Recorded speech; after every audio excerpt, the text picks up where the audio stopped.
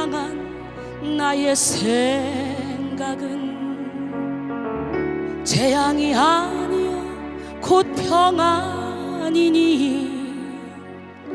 너희 장래에 소망을 주려 하는 생각이라.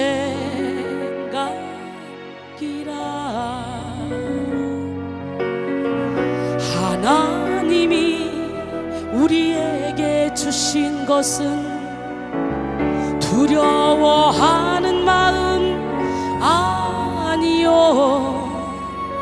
오직 능력과 사랑 절제하는 마음이니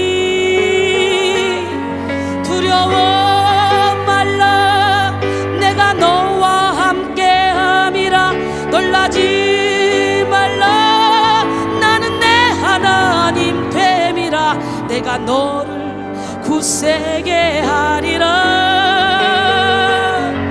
참으로 너를 도와주리라. 참으로 나의 의로운 오른손으로 너를 붙들리라. 너희를 향한 나의 생각은 재앙이 아니요 곧 평안이니 너희 장래에 소망을 주려 하는 생각이라.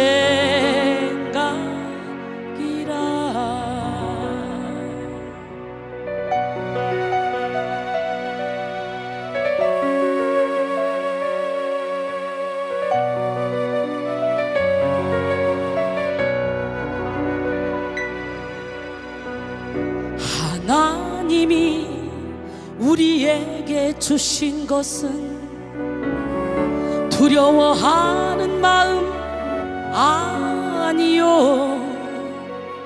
오직 능력과 사랑 절제하는 마음이니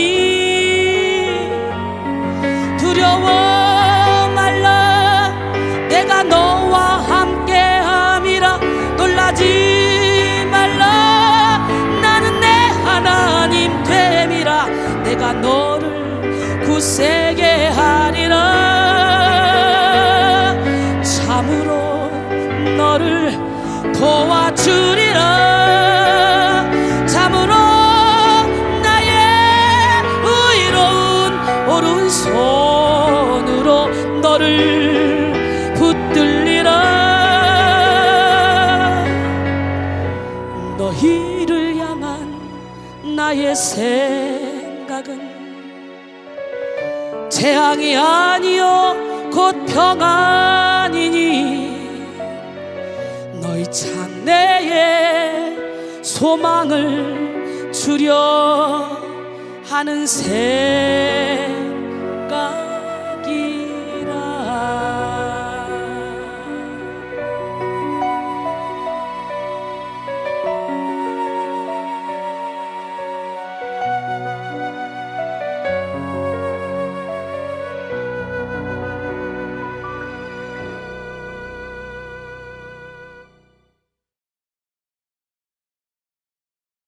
우리 하나님은 살아계십니다. 창세기 33장 1절로 11절 말씀까지 함께 보겠습니다. 야곱이 눈을 들어 보니 에서가 400명의 장정을 거느리고 오고 있는지라. 그의 자식들을 나누어 레아와 라헬과 두 여종에게 맡기고 여종들과 그들의 자식들은 앞에 두고 레아와 그의 자식들은 다음에 두고 라헬과 요셉은 뒤에 두고 자기는 그들 앞에서 나아가되 몸을 7번 땅에 굽히며 그의 형 에서에게 가까이 가니 에서가 달려와서 그를 맞이하여 안고 목을 어긋 맞추어 그와 입 맞추고 서로 우니라. 에서가 눈을 들어 여인들과 자식들을 보고 묻되 너와 함께한 이들은 누구냐? 야곱이 이르되 하나님이 주의 종에게 은혜로 주신 자식들이니이다. 그때 여종들이 그의 자식들과 더불어 나와 절하고 레아도 그의 자식들과 더불어 나와 절하고 그 후에 요셉이 라헬과 더불어 나와 절하니 에서가 또 이르되 내가 만난 바 이 모든 때는 무슨 까닭이냐? 야곱이 이르되 내 주께 은혜를 입으려 함이니이다. 에서가 이르되 내 동생아 내게 있는 것이 족하니 내 소유는 내게 내게 두라. 야곱이 이르되 그렇지 아니하니이다. 내가 형님의 눈앞에서 은혜를 입었사오면 청하건대 내 손에서 이 예물을 받으소서. 내가 형님의 얼굴을 배운즉 하나님의 얼굴을 본 것 같사오며 형님도 나를 기뻐하심이니이다. 하나님이 내게 은혜를 베푸셨고 내 소유도 조카오니 청하건대 내가 형님께 드리는 예물을 받으소서 하고 그에게 강권함에 받으니라. 여러분, 이 말씀을 통해 얼마나 많은 설교를 들었습니까? 그죠? 본문을 딱 들어보니까 아이고 저거 뭐 수도 없이 들은 설교네. 다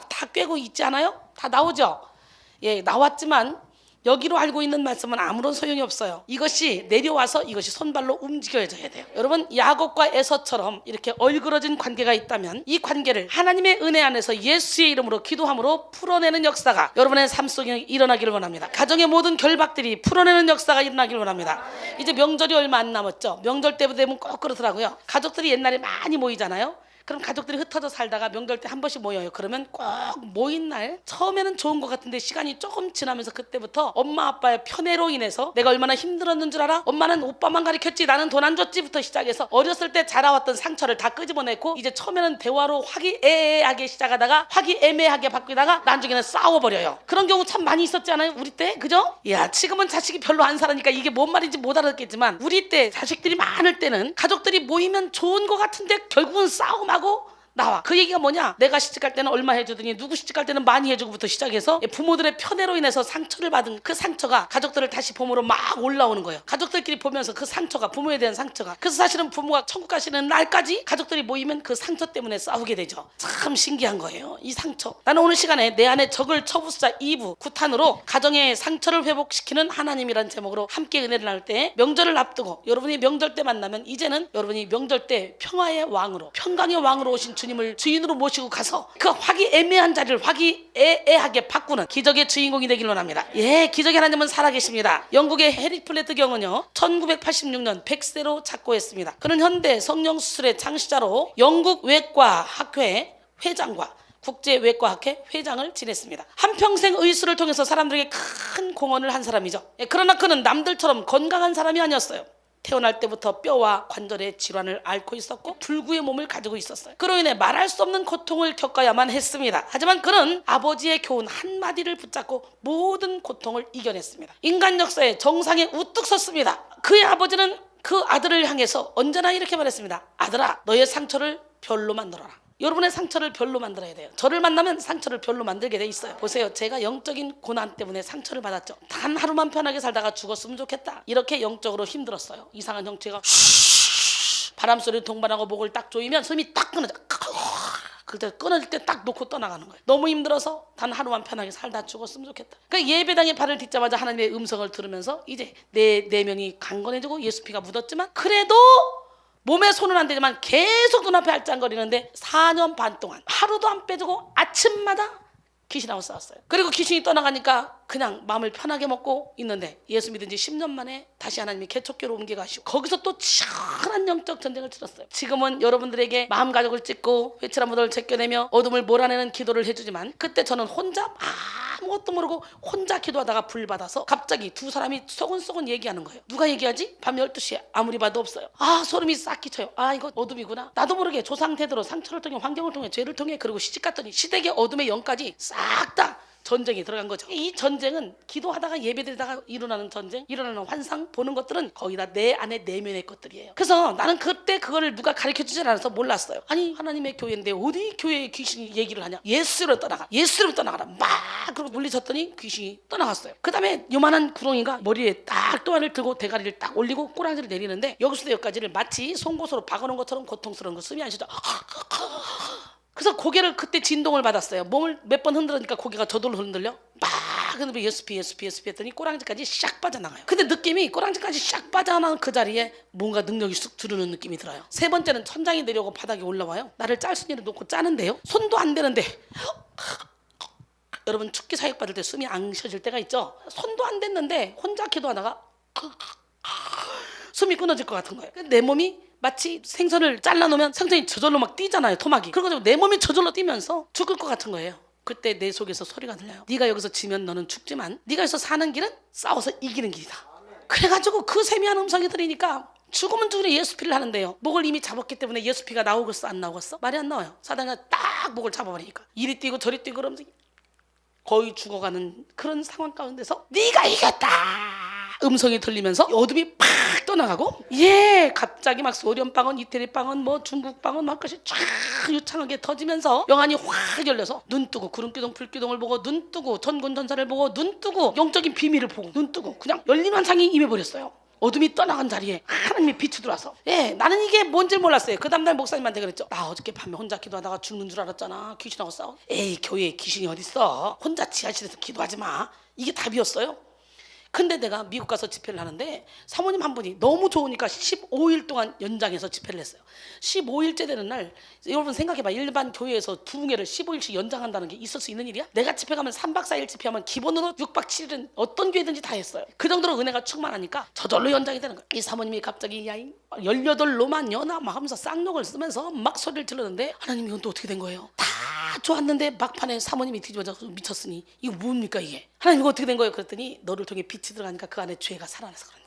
로마서 7장 9절에 전에 율법을 깨닫지 못했을 때는 내가 살았더니 계명의 이름에 죄는 살아나고 난 죽었다. 이 얘기가 뭔 얘기입니까? 요한일서 3장 8절에 죄를 지는 자는 마귀에게 속하라니 마귀는 처음부터 범죄합니다. 하나님의 아들이 나타나신 것은 마귀의 일을 멸하러 나타나십니다. 그러니까 말씀의 빛이 세게 들으면 마음가짐이 찢어지면서 그 안에 회칠한 무덤 죽은 사람의 뼈와 모든 더러운 것이 다 나가는 과정에 미치기도 하고 그런 과정에 예언을 하기도 하고 그런 과정에 환상을 보여주기도 하고 그런 과정에 꿈을 꾸어주기도 하고 그런데 오늘 신사도 운동하는 사람들은 기도하다가 일어나면 무조건 말씀의 빛이 들어가서 마음가짐이 찢어져서 그 안에 죽은 사람의 뼈와 모든 더러운 것이 나오면서 일어나는 현상을 하나님이다 하고 붙잡아버리니까 기도하면서 귀신만 키우고 귀신 쫓다가 귀신에 처하는 거예요. 얼마나 심각한지 몰라요. 근데 나는 그때 그런 거 아무것도 모르고 이론도 모르고 혼자 그냥 집사가 이 성경 일독밖에 안 했을 때인데 하나님이 강서로 부흥사로 밀어내가지고 부흥회를 다녔잖아요. 근데 그때 성령께서 그냥 나를 쫙 끌고 가시는 거예요. 그래서 너를 통해 지금 빛이 들어가니까 우울증이 있었는데 그 어둠이 막 떠나가면서 그렇다. 마태복음 23장 27절에 보니까 화 있을진저 외식하는 서인과도 바리새인들이여 겉으로는 아름답게 보이나 그 안에는 죽은 사람의 뼈와 모든 더러운 것이 가득하도다.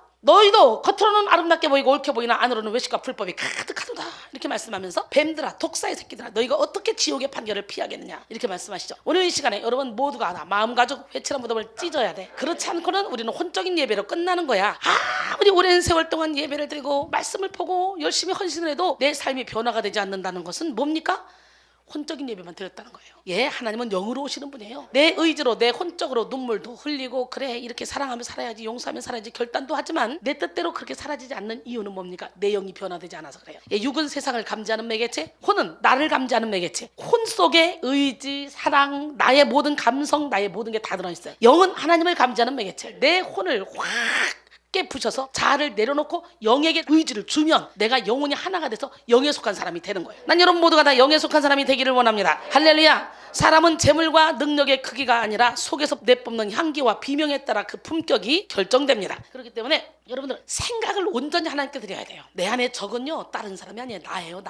나만 적으면 모든 게 다 끝나요. 나만 죽으면 인간관계 모두 끝나고 가족 문제 모든 게 다 끝납니다. 이렇게 사람은 재물과 능력의 크기가 아니라 속에서 내뿜는 향기와 비명에 따라 그 품격이 결정된다는 거예요. 내가 세상을 향해 내 영을 막 뽑아내면 내 영혼에 먼저 해를 입게 되겠죠. 그러니까 내 영혼에 해를 입게 되는 매연을 왜 뿜어내고 왜 분노를 하냔 말이지. 근데 이거는 내 영혼에 먼저 해를 입고 그 다음에 나를 만나는 모든 사람에게 상처를 주고 그 다음에 내가 가장 사랑하는 사람에게까지 해를 입히죠. 화를 내면 결국은 그 토끼가 나에게 돌아오기 때문에 우리는 상처와 분노를 향기로 내뿜어야 돼. 할렐루야. 조개 속에 파고든 상처가 아름다운 진주를 만들어내듯이 우리의 상처도 향기로 만들어내야 돼. 인생의 깊은 맛을 내고 아름다운 세상을 만들어가는 것은 상처로 인해 고통을 당해본 사람만이 고난 속에 있는 자들을 위로할 수 있고 치료할 수 있기 때문에 그렇습니다. 모든 것을 합력하여 선을 이루시는 하나님은 상처 입은 자들을 통해서 아름다운 세상을 만들어 가십니다. 고난을 당해본 사람만이 고난을 당하는 사람의 마음을 아는 거예요. 밥을 굶어본 사람이 정말 밥 한 끼가 얼마나 소중한지 아는 거예요. 그렇기 때문에 우리 하나님은 각 사람에게 맞는 달란트를 허락하시기 전에 먼저 고난을 허락하시는 거예요. 귀신을 쫓는 그것을 배운 사람은 귀신 때문에 고통당하는 그런 어려운 일을 당해서 귀신을 쫓는 방법을 배운 사람은 다른 사람을 치료할 수 있는 능력이 생기죠. 그러니까 말빨이 쓰는 거죠. 그 귀신을 쫓아내지도 않고 부산에 갔더니 그러더라고. 목사님이 그러는데 그분은 60여 종의 귀신을 그냥 그 자리에서 뽑아낸대요. 60여 종 좋아하고 앉았네. 그 내가 아이고 지 플러스 랄이라 그래 정신 차리라. 귀신이 60마리냐? 60여 종에게? 당신이 어떻게 신이 아닌 이상 귀신의 이름을 다 할 수 있느냐? 세상에 여행을 가다 보면 온갖 지역에 있는 귀신들이 덮쳐올 텐데 보이레표로 덮지 않으면 전 세상 우리가 알지도 못하는 귀신들까지도 다 있는데 어디 귀신의 이름을 60개를 적발해가지고 내보내? 그 미친 거 아니야? 여러분 자신 알아? 여러분 속에 있는 귀신이 어떻게 활동하는지, 여러분 속에 귀신이 몇 마리인지 알아요? 영의 눈이 열리면 하민이가 그러잖아. 수십억 조라고 생각한다고. 감당이 안 된다고. 우리 제시기도 그러잖아. 어마어마하게 많다고. 그러니까 영적으로 열려서 자기들이 싸워본 사람은 그걸 알지만, 그렇지 않은 사람은, 어떤 사람은 365마리래 하루에 하나씩 뽑아내기 위해서, 어떤 사람은 2,000마리래 돼지떼 2,000마리 죽였으니까 환장한다. 한 사람 보면서 나간 귀신이 돼지떼 2,000마리를 죽였다면 그 돼지떼 한 마리에 몇 마리가 들어간지 어떻게 알아? 그잖아요. 그래서 여기서 영의 눈이 확 뜨여서 자기 속에 있는 귀신, 영적 전쟁을 치르는 사람은 얼마나 많은지, 뽑아내도 한이 없을 정도로 많은데, 이거를 깨닫게 되는데, 아무것도 모르는 사람이 이 책 보고 저 책 보고 보다가 귀신은 30마리다 20마리다 10마리다 100마리다 그런 이론이요 여러분 안에 딱 박히잖아요. 그러면요 그것이 확 믿어져요. 그것이 확 믿어지면 하나님이 그 이상의 일을 해내실 수가 없어요. 우리의 모든 이론을 내려놔야 돼요. 할렐루야. 기적의 하나님은 살아계십니다. 여러분, 사람은 두 가지 형태의 상처를 입습니다. 첫 번째는 육체적인 상처. 이 상처는 육체를 아프게 하고 괴롭게 합니다. 그나마 작은 상처는 하루 이틀 3일 지나면 어느 정도 회복되지만, 큰 상처는 몇 달, 몇 년이 걸리기도 하죠. 더 큰 상처는 흉터를 남기거나 생명까지 앗아갈 수도 있습니다. 누구나 살아가면서 이런저런 모양으로 몇 번은 육체의 상처를 입을 수밖에 없죠. 그래서 세상에는 많은 병원들과 의사들이 존재합니다. 두 번째 상처는 마음의 상처입니다. 이 상처 역시도 아프고 괴롭지만 실제로 물리적으로 아픈 것은 아니죠. 생각할 때 마음이 괴롭고 아픈 거지. 마음의 큰 상처는 자살로 내몰아서 결국 죽음에 이르게 하기도 합니다. 칼로 벤 상처는 쉽게 아물지만 말로 벤 상처는 평생 간다라는 말이 있죠. 이렇게 우리는 육체적으로, 정신적으로 상처를 입을 수밖에 없는 연약한 존재들입니다. 그런데 육체적 상처를 치료하는 곳은 많죠. 그러나 마음의 상처를 치료하는 것은 많지가 않아요. 마음의 상처를 치료한다고 해서 너 얼마 내면 내가 치료해줄게 막 그래가지고 돈 뜯어내기 바빠. 영혼들 다 죽여. 아니, 자기가 치료해? 하나님이 치료하지? 그잖아요. 하나님이 치료하실 수 있는 사람은 치료하고, 하나님께서 다 사람마다 고난을 허락할 때 하나님의 계획과 응되기 때문에 우리가 최선을 다해서 노력할 뿐, 고치고 안 고치는 건 하나님이 하시는 거예요. 우리는 하나님의 동력자고, 우리 하나님의 집이고 하나님의 밭인데 자라나게 하시는 일은 하나님이야. 우리가 물을 주고 씨를 뿌리고 열심히 하지만 마음을 치료하고 정신을 치료하는 곳은 그렇게 많지가 않아요. 물론 정신병원이라는 곳이 있죠. 하지만 그것은 상처를 눌러서 잠재울 뿐 완전히 치료하지는 못합니다. 오히려 정신병원에서 있다가 오면 일시적으로 상처를 확 눌러놓으니까, 막 떠있던 것이 눌러놓으니까 정상으로 온 것처럼, 의지를 잡은 것처럼 보여요. 잠시 지나면 다시 이게 확 올라와서 다시 뒤죽박죽 그러다가 점점 더 심하게 돼버리죠. 그러니까 이 눌러놨던 것을 확 뽑아내야 되는데, 우리 하나님, 멋쟁이 하나님, 기적의 하나님만이 이 정신적인 질병을 치료할 수 있는 거예요. 의학으로는 안 돼요. 그거는. 여러분, 어떤 사람은 마음의 상처의 해결책을 망각이라고 생각하며 과거의 상처를 잊어버리려고 노력합니다. 망각. 그래서 옛날부터 세월 이야기라는 말이 있어요. 옛날에 그런 노래 있죠. 세월 이야기겠지요. 당신의 슬픔은 가는 세월 그 누구가 막을 수가 있나요? 다 성경적이라니까. 사랑밖에 난 몰라. 이거 다 성경적이야. 야. 근데 요즘 노래들은 그게 노래냐 그게. 요즘은 아주, 그러니까 팝 음악을 하는 애들이 10대 20대에 죽는 사람들이 그렇게 많다잖아요. 귀신들이 푸닥거리는 그냥 노래 같지 그 음악 같지가 않아. 요즘 음악은 차라리 옛날에 트로트들은 들어보면 가사에 그래도 막 울림이 있다. 그래서요, 트로트를 옛날에 거 딱 들으면 막 상처받은 사람은, 똑같은 막 입장에 있는 사람은 울면서 막 노래를 부르고 막 그래요. 시간이 지나가고 마음의 상처가 치료되면 얼마나 좋겠어. 근데요, 망각은 치료되는 게 아니라 시간이 지나면서 눌려서 내 무의식을 사로잡아서 내 인생을 만들어가요. 이걸 사랑으로 품어내고 용서를 해야지, 그렇지 않고 세월이 흘러서 잊어진 것 같아요. 잊어진 것 같은데 잊어진 게 아니라 내 무의식 속에서 내 인생의 삶을 완전히 운전하는 운전대가 되어버린다는 거예요. 내 안에 결박이 풀리면 상대방이 결박도 풀려. 오늘 본문에 야곱이 하나님과 기도함으로 결박이 풀렸더니 에서 결박도 풀려버리잖아. 가족이 하나가 되잖아. 이런 일들이 정말 많아요. 나도 모르는 사이에 상처를 타고 들어가서 내 무의식을 사로잡고 내 인생을 엉망진창으로 만드는 거야. 나는 용서하고 싶은데, 나는 사랑하고 싶은데, 나는 이렇게 착하게 살고 싶은데 안 돼, 내 뜻대로. 그래서 회치다무럼을 채끼고 그 안에 죽은 사람의 뼈와 모든 더러운 것을 다 물리쳐야 될 줄로 믿습니다. 이렇게 상처가 무서운 거예요. 이 세상에 고통받는 사람 참 많이 있습니다. 잊었다고 하나 무의식 속에 상처의 기억은 여전히 남아 있습니다. 그래서 상처가 무서운 건데요, 이렇게 육신의 상처보다 마음의 상처가 우리를 더욱더 아프게 하고 힘들게 하기 때문에 마음의 상처를 치유받지 않은 때 그대로 방치하면 마음속에 쓴뿌리로 남아있게 됩니다. 절제력을 상실한 채 평생 분노로 가득 찬 그런 삶을 살게 되죠. 또한 마음의 평안을 상실하고 피해의식 속에 살게 됩니다. 그러나 상처를 잘 치료하면 그 상처가 오히려 우리의 삶을 풍요롭게 만드는 은혜의 도구가 되는 거예요. 상처를 잘 치료하면 자기의 경험을 통하여 상처 입은 사람들의 고통을 치료해주는 상처 입은 치유자가 될 수 있다는 거죠. 상처를 받아본 사람만이 상처 입은 사람의 고통을 알 수 있기 때문에 할렐루야. 그래서 하나님이 귀히 쓰시는 인물들을 잘 살펴보면요, 대부분 많은 상처를 입었던 사람임을 알 수 있어요. 저도 영적인 상처를 입었던 사람이기 때문에 영적인 병을 고치는 능력자가 된 거예요. 하나님이 귀하게 쓰시는 그런 인물들을 잘 살펴보세요. 상처 입은 치유자들입니다. 예수님도 상처 입은 치유자셨습니다. 오늘 이 시간에 여러분 모두가 다 상처 입은 치유자가 되길 원합니다. 우리 인생은 그저 단맛만 원하죠. 그러나 하나님은 우리 인생길에 단맛만 놓지 않아요. 쓴맛, 짠맛, 매운맛, 신맛 막 여러 가지 맛을 놓고 그 맛을 버무려서 인생의 깊은 맛을 내게 만들어요. 그래서 고난이 유익인 거예요. 예수 안에 들어오는 순간부터 모든 것을 합력하여 선을 이루신 하나님, 그 기적의 하나님, 능력의 하나님, 살아계신 하나님이 우리와 함께 하시기 때문에 어떤 일이 내 앞에 일어나도 걱정할 필요가 없어요. 누가 우리를 그리스도의 사랑에서 끊으리요? 환난이나 공고나 박해나 기적이나 위험이나 칼이나 그 어떤 것도 우리를 그리스도의 사랑에서 끊을 수가 없어요. 사망이나 생명이나 천사들의 권세들의 현재나 장래나 능력이나 높음이나 기쁨이나 다른 어떤 피조물도 우리를 우리 주 예수 그리스도 안에 있는 하나님의 사랑에서 끊을 수 없다는 거예요. 믿으십니까? 우리 하나님은 이 시간에도 불꽃 같은 눈동자로 여러분을 지켜보고 계십니다. 오늘 본문의 야곱은 사실 상처투성이의 삶을 산 사람입니다. 야곱의 이름은 발뒤꿈치를 잡다, 이런 뜻과 속인다라는 뜻도 있죠. 실제로 쌍둥이가 태어날 때 둘째는 첫째의 발뒤꿈치를 잡고 태어났다고 합니다. 두 아들 사이에는 계속적인 갈등이 있었습니다. 야곱과 에서는 어미의 뱃속에 있으면서 서로 싸웠습니다. 먼저 태어난 장자는 에서로, 그는 피부빛이 붉은 아들이었습니다. 그의 이름은 거친 자라는 뜻이며 붉다라는 뜻으로 에돔이라는 이름도 가졌습니다. 야곱과 에서의 두 아들 사이에는 계속적인 갈등이 생겼습니다. 어느 날 에서가 사냥 갔다 돌아왔는데 배가 몹시 고팠어요. 하루 종일 이리 뛰고 저리 뛰고 사냥을 하다 보니까 배가 몹시 고팠어. 그때 집에 막 헐레벌떡 들어왔는데 웬일, 마침 야곱이 팥죽을 쓰고 있습니다. 하루 종일 사냥을 하고 와서 정말 배가 고파 죽을 지경이야 에서는. 그래서 팥죽이라는 이름도 잊어버리고 그 붉은 것을 내게 좀 한 그릇 달라고 합니다. 그랬더니 야곱은 때는 이때다 싶으니까, 형 이거 바꿔 장자권하고, 장자권을 내게 팔어. 야 배고파 내가 죽겠는데 장자권이 무슨 소용이냐? 야 그렇게 할게. 여러분 생각해봐요. 형제 사이면 당연히 일하고 돌아왔으면 당연히 팥죽 써서 먹여야지. 형님 빨리 먹어. 그걸 어떻게 장자권하고 바꿀 생각을 해? 아주 야비한 인간이야. 싸가지가 없는 인간. 하나님은 그렇게 야비하고 싸가지가 없는 인간을 또 믿음의 조상으로 세우시노. 그러니까 우리의 생각과 전혀 다르니까 사람 정죄하거나 판단하지 말라고. 이삭이 나이 많아 어두워졌습니다. 그런데 어느 날 이삭은 에서에게 축복을 해줄 테니까 사냥을 해서 별미를 만들어 오라 이렇게 말합니다. 그래서 에서가 사냥을 나갔는데 그때 어머니 리브가는 뭐라고 하냐, 야곱에게 야 아버지가 지금 형을 축복하려고 하는데 네가 받아. 네가 야 염소를 잡아와 빨리. 그러면 아버지가 좋아하는 별미를 만들어줄게. 에이 그러다가 축복은커녕 저주받아요? 안 돼요? 아니야.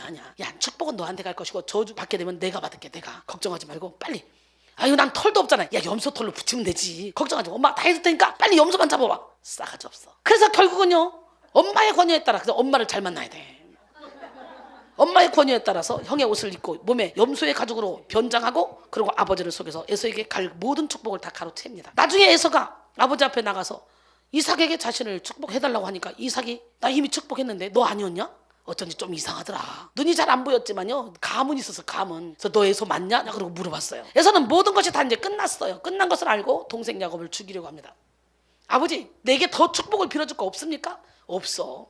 그래서 어머니 리브가는 이제 큰일 났습니다. 야곱을 멀리 있는 하란의 외삼촌 라반의 집으로 도망치라고 야곱을 도피시키죠. 잠시 피해 있으면 에서의 분노가 가라앉을 것이고 그때 돌아오면 될 것이다 생각한 거예요. 그러나 야곱은 외삼촌 집에서 20년 동안 살게 됐습니다. 약삭 빠른 야곱보다 한 수 더 높은 라반에게 딱 걸린 거예요. 보는 순간 막 라헬에게 뿅 갔어요. 근데 지금 야곱은요 라헬을 보는 순간 뿅 갔어요. 그래가지고 7년 동안 그냥 7년을 수일처럼 일하면서 라헬을 아내로 달라고 해서 이제 얻으려고 하는데 이게 웬일이야. 그때는 다 뭘 쓰고 그리고 밤에 결혼했나 봐. 그리고 잠잘 때 모르는 거야. 불 꺼놓고 잤나 봐. 그래가 신나게 끌어안고 사랑한다고 막 그러고 눈떠 보니까 좀 안질 있는 좀 부족한 여자가 여보 아우 으악 얼마나 기가 막혀. 사기도 완전히 제대로 당했지? 뭡니까? 따지니까 우리 지방에서는 언니 놔두고 동생 먼저 보내는 분은 없으니까 다시 네가 7년 일해라. 그래가지고 결국은 일하고 아내를 받고 7년 동안 또 봉사해서 14년. 그럼 이제 두 아내가 그 집 딸들이니 거기서 뭐 쉽게 나올 수 있겠어? 그래서 이 일을 하다 보니까 세상에 10번이나 품삯을 다 띵겨먹고 20년 동안 거기서 일했잖아요. 띵겨먹고 그렇게 당했어요. 당했는데 야곱이 누굽니까? 속이는 자한테 그 당하고 말겠어? 그래가지고 깨를 냈습니다. 깨를. 아 이거 얼룩얼룩한 거 그건 내 것이다. 삼촌이 나한테 이렇게 품삯을 안 줬으니까 이제 우리 계약을 하자. 이래가지고는요 그냥 매끈매끈한 거는 다 삼촌 거고 얼룩얼룩한 거 다 내 거다 그랬어요. 그래 이렇게 보고 잘생기고 털실한 거는 다 어디로 가? 시냇가로 데려가서 나무가 이렇게 있으면 얼룩얼룩하잖아. 이렇게 그 앞에서 물을 먹게 시킨 거 계속. 그걸 보고 자꾸 먹다 보니까 진짜 얼룩무늬 계속 나오는 거죠. 근데 비리비리한 것들은 그냥 그런 거 안 해놓고 먹여서 그냥 삼촌 거로 잘생기고 멋있고 털실한 건 다 그런 종자는 좋은 종자는 그런 데 가서. 그러니까 야곱이 참 약삭 빠른 야곱 아주 끝까지 사기꾼. 아우 사기꾼. 나는 너무 사기꾼 싫어. 요즘 막 이것이 싫어하다 그런데 보니까 막 60 먹은 여자가 24살 차이 나는 그런 남자만 골라가지고 4명하고 3명하고는 혼인신고는 안 하고 살고 4명째 혼인신고를 하고 살더라고요. 예. 그래가지고 와 그 이것은 싫어하다 나오는데 그거 보니까 기가 막힌 거예요. 이 사람이 암으로 죽게 됐어. 암 사형 선고 처음에 1년을 받았어. 근데 이제 그 직원들 옷가게를 하는데 그 직원들을 항상 젊고 싱싱하고 예쁜 자들만 직원으로 쓴다네 남자들을. 그래가지고는 그중에 괜찮은 거 있지. 그럼 그 괜찮은 거를 데리고 딱 가가지고 내가 폐암 선고 1년밖에 못 살아. 근데 이 여자는 재산이 50억이 있는 거예요. 그러니까 1년밖에 못 살아. 6개월밖에 못 살아. 그러면 남자들이 달라붙는데 어머머머머머 세상에 뭔 일이야. 그래가지고요 다 최하 20살 연하 남자가 지 새끼보다 어린 것들. 아이고. 근데 첫 번째 만나서 하는 남자는 혼인신고 해달라니까 죽어도 혼인신고를 안 해주는 거예요. 혼인신고 하면은 재산을 분배해야 되잖아. 안 해주는 거예요. 2년 동안 혼인신고 해달라고 안 해. 근데 그 남자는 자기 각시가 있어. 근데 이 여자가 나중에 알았어. 각시하고 옆에 통하는 걸 들었어. 여보 좀만 기다려봐. 1년 만에 죽는다는데 왜 안 죽는 거야 저 여자.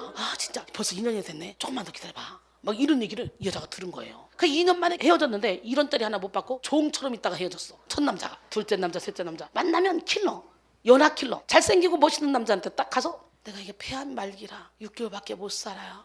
그러면 그 남자들 이렇게 따라붙는데 어머 웬일이니. 그래가지고 그 젊은 남자하고만 4명하고 돌려방하면서 살더라고. 그래가지고 법정에 섰는데 그 4명 남자가 1명은 안 왔고 3명 남자가 나타나가지고 그런 얘기를 쭉 하더라고. 근데 그 남자들도 마찬가지야. 암병이라니까 죽을 날만 기다리고 결혼해서 사는 거예요. 종노릇하고. 그러니까 하나같이 다 3명 다 쟤 왜 안 죽냐 하다가 마누라한테 걸린 거예요. 이 노인네한테. 그러니까 나중에 펄떡 일어나네. 너희들 3명 똑같아. 너희들이 지금 내가 안 죽으니까 이렇게 고발하는 거 아니야. 막 그러면서 소리를 지르더라고. 그게 뭔 소린가 했더니 세상에 이 세상이 어떻게 돌아가려고 그래. 이렇게 잘생긴 남자들이 노인네들하고 결혼할 거야. 재산 받으려고. 아이고. 그래가지고요 4번째 남자는요 혼인신고를 했으니까 재산 받으려고 이제 10억 달라 청구했다가요 2천만 원 받았어. 3년 죽을 고생하고. 아이고 나 별일을 다 보겠네. 이 세상 진짜 난장판이다. 아우 진짜 어떻게 이렇게 더럽게. 진짜 나는 다른 세상에서 사는 것 같아. 여러분 결국은 야곱이 거부가 되죠. 야곱은 외삼촌 집에서 20년을 그렇게 살았습니다. 약삭 빠른 야곱보다 한 수 더 뜨는 라반에게서 여러 가지 어려움을 당하고 장자권 축복권까지 빼앗았던 야곱을 에서는 미워해서 야곱을 죽이려고 하죠. 여기서 미워하다 이 뜻은요 원래 싫어하다 증오하다라는 뜻인데 의미가 더 발전해서 악의를 품고 뒤쫓다 함정에 빠뜨리다 라는 뜻입니다. 이렇게 남을 미워하게 되면 그 미워하는 마음을요 행동으로 나타내게 되죠. 에서는 야곱에 대한 증오를 절대 풀지 않고 오히려 죽이려고 계획을 세우고 맹렬한 복수심에 불탔죠. 그 결과 에서는 말할 것도 없고 에서의 후손들은 에돔 족속들은 야곱의 후손인 이스라엘 백성들을 향해 맹렬한 분노심을 갖게 되죠. 그래서 출애굽할 때 그 지역을 좀 지나가면 바로 갈 건데 가나안 땅으로 못 지나가게 해가지고 막 열받고 막 화나고 막 이러잖아요. 원수 시간이 된 거예요. 형제가. 이렇게 상처를 통한 분노는 무섭습니다. 사실 야곱과 에서의 분열을 조장하는 데에는요 부모의 편애가 있었어요. 이삭은 에서를, 리브가는 야곱을 편애하면서 일은 더욱더 커졌습니다. 그러므로 부모는 지혜롭게 자녀를 주님의 사랑으로 대해주는 것이 필요합니다. 나는 똑같이 대해줬는데 자녀들이 느낄 때는 아니다. 그렇다면 자녀들은 상처를 받은 거예요. 같은 자녀라도 말을 더 잘 듣는 자녀에게 마음이 갈 수 있겠죠. 그렇다고 해서 부모가 한 자녀를 유독 편애하면 한 사람은 상처를 받을 수밖에 없어요. 그 상처는 평생 간다는 거예요.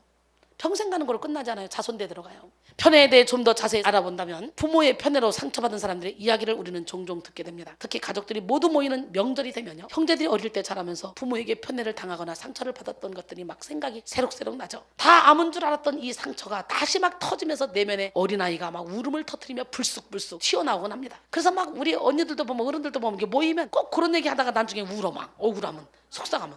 안 그래?